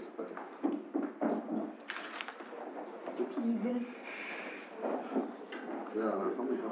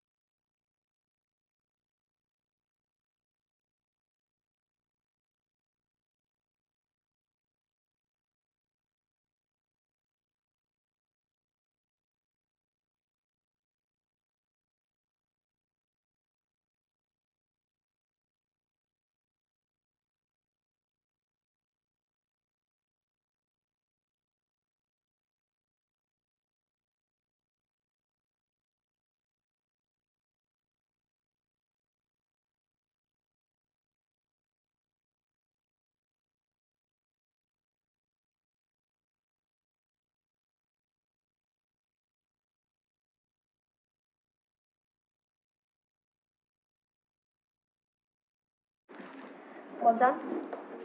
Okay, let's finish before Esther comes. What's the set time? Is it working? I'll move it.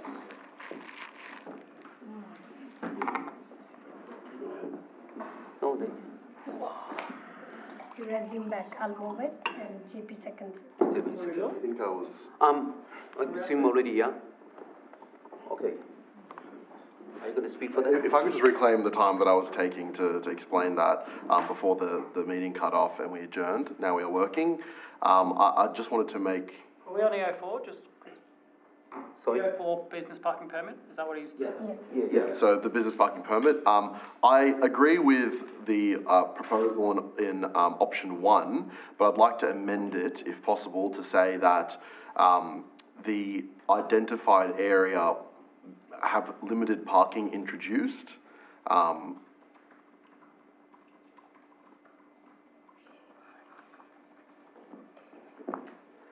You can remove R, yeah.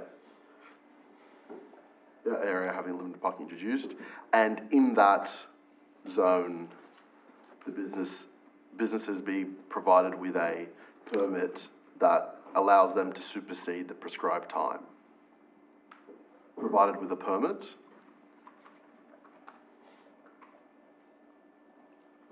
to allow them to supersede that time.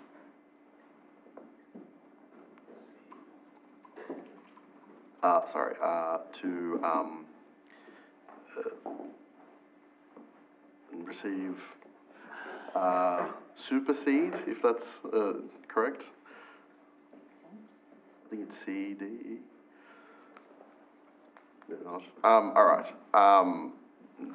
The reason being that I think just giving them simply a permit to go park all day in the car park will actually defeat the purpose of, it'll take away from their own customers. I don't think it's the right approach, but something a bit distant from the, which is proposed in option 1, a bit distant from the parking zones in both Flemington and Homebush, I think is a good outcome. But that, sorry, can I add another, a third point, which was what I started with. The third point being that before we go ahead with such a policy, businesses are consulted and that their commentary is noted before council make a decision to adopt the policy.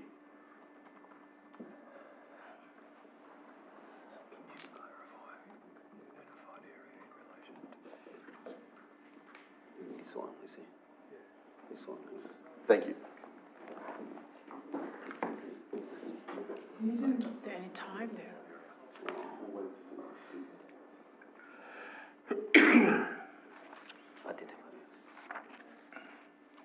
Councillor Barangi, are you going to identify areas? Yeah, it's Areas, there's 2 of them. There's one in Homebush, one in Flemington. Sorry, can I ask a question? Yeah, okay. Mr. Mayor, can you clarify, you're referring to the areas under option 1? Correct. Option 1. I think we need to be a bit more. Oh, sorry, is that not mentioned? Apologies. The identifier is in option 1. Name of the street, no?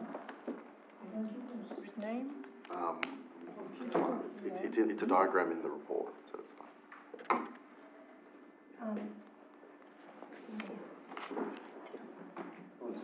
Yeah. Okay. If you're okay, can the report also include the proposed prices for the permits? I think that might be included in the report. How many hours? No. This is the other council. And the criteria?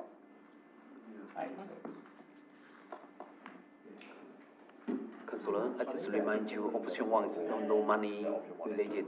Hourly rate? Option 2 got the money. It's in the report. Yeah, it is. Can I, oh, sorry.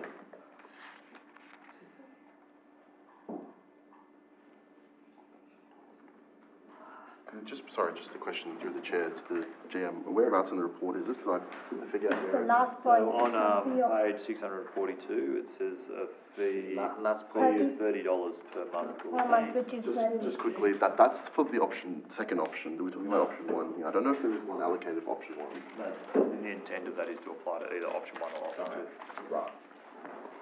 It actually qualifies that above it. Ah, It says sorry. For options 1 and 2. Yeah. And if I could just add as a fourth point that pricing options come back as well. Council is to decide.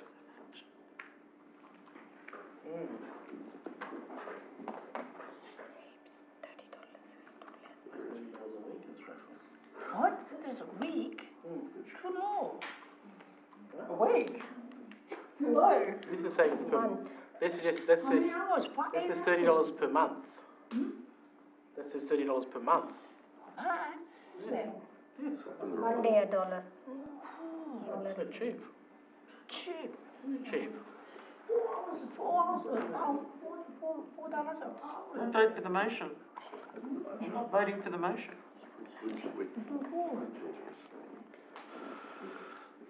But the business people need. No way. Okay, I think Councillor Brady moved. I did, yes. You did, and then you seconded, right? Yeah. Okay, thank you. Too cheap. Too cheap, no. I'm not voting for the motion. I don't think they need extra parking. Councillor Reddy? Worthy, yeah. I'd like to propose an amendment, number 5, if you will. Residents that would be directly exposed to the proposed parking spots for business be door knocked to consult on the effect to their property and lifestyle. Lifestyle. Maybe just property, then. Third lifestyle, I don't know. Property. He's making fun of me. I accept the amendment.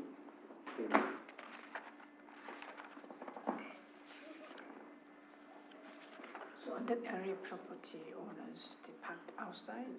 No, it's the same as the electric car. It's like in front of their house. Yeah, just asking for The majority will have a car spot. Is that But it's still going to be. house? Any other further debate for this one, councillors? If not, I just put this motion for the vote. All those in favor, please. Councillor? I will put this motion to the vote. All those in favor, please raise your hand.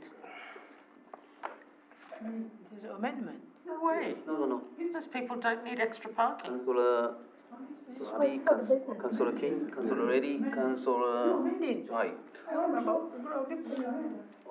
All those against? Councillor Pensabini, Councillor Northworthy, and Councillor Burmore. The motion carried. Reconsider if there's a higher fee. That's what we're seeking for in the amendment. Okay, we got, $300. Yes, minimum. now we come to the last item. 13.1. I move it. I'll second it. Thank you. Not a vote. Sorry, it's not a vote. Before we go, can I just make sure that the answers will be reflected in the minutes? Thank you. Can I ask, can you speak for this one?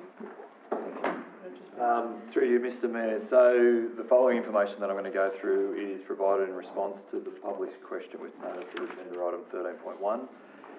In response to resolution 300/24, the Mayor's Community Advisory Group, the MCAG as I'll refer to it, was established. As the group is not a formal committee of council, council staff did not provide any administrative support for the selection of the MCAG members or the running of the meetings.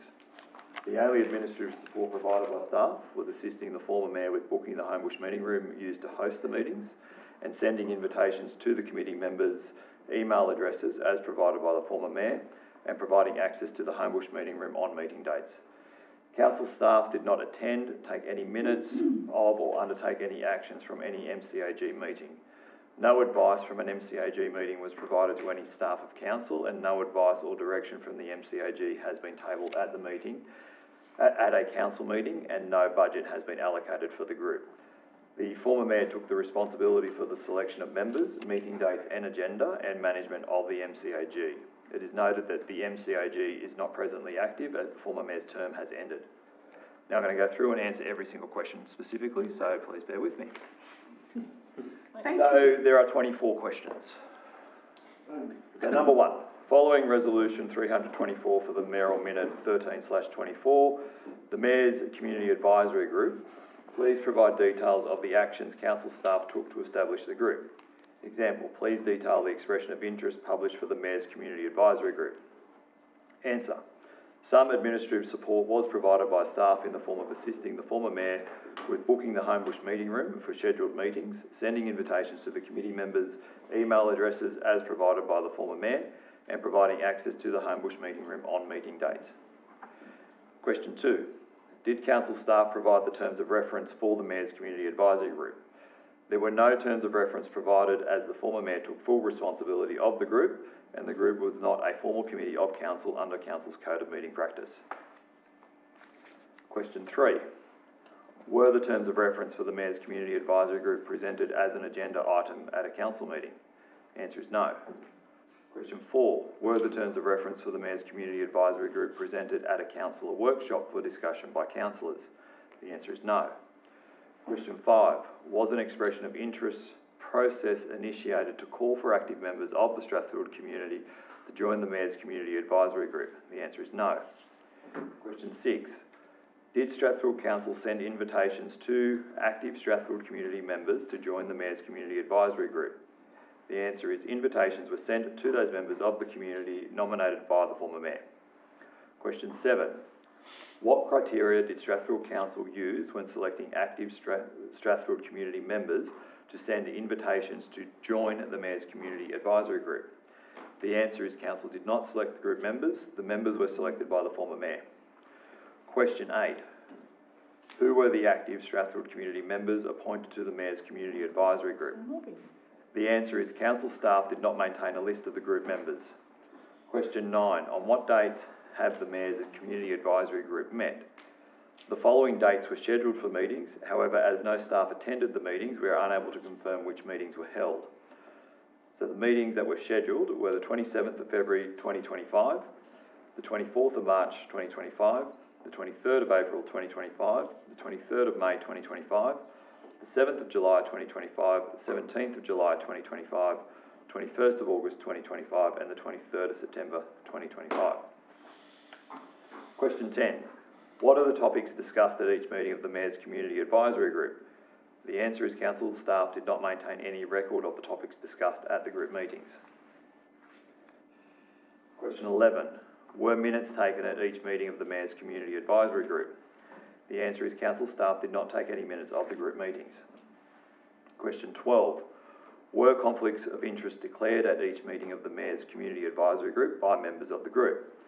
The answer is I'm unable to answer this question as no council staff attended the group meetings. Question 13. Were members of the Mayor's Community Advisory Group asked to provide advice on any planning, development and strategic land use matters? The answer is I'm unable to answer this question as no council staff attended the group meetings.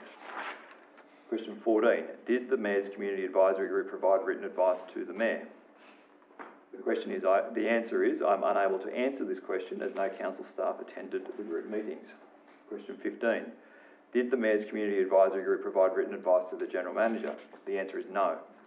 Question 16. Did the Mayor's Community Advisory Group provide written advice to the Director of Planning? The answer is no. Question 17.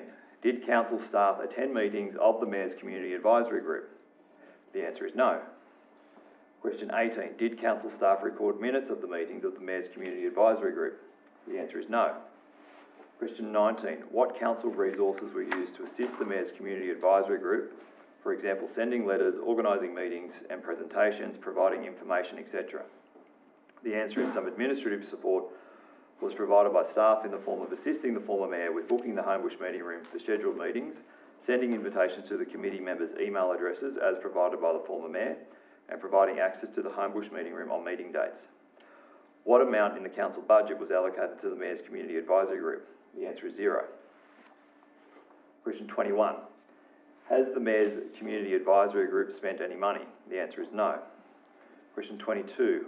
Will the Mayor's Community Advisory Group continue under the leadership of Mayor Ben Kai? The answer is the MCAG is not presently active as the former Mayor's term has ended. Question 23. Has the advice provided by the Mayor's Community Advisory Group been tabled at any Strathfield Council meeting? The answer is no. Question 24. Is the Mayor's Community Advisory Group still active? The answer is no. Thank you. Wow. Bravo.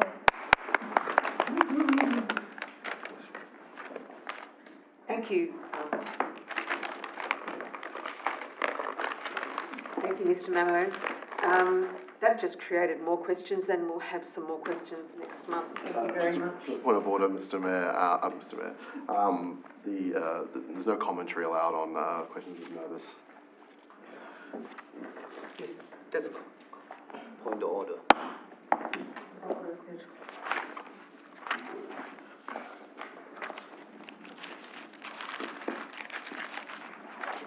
Are we done?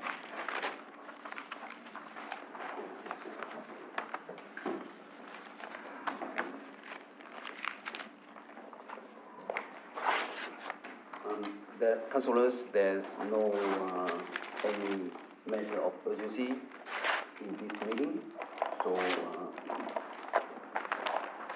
also that there's no confidential matters in this meeting. Therefore, there having no further business, I think the meeting closed. The time being, what's the time?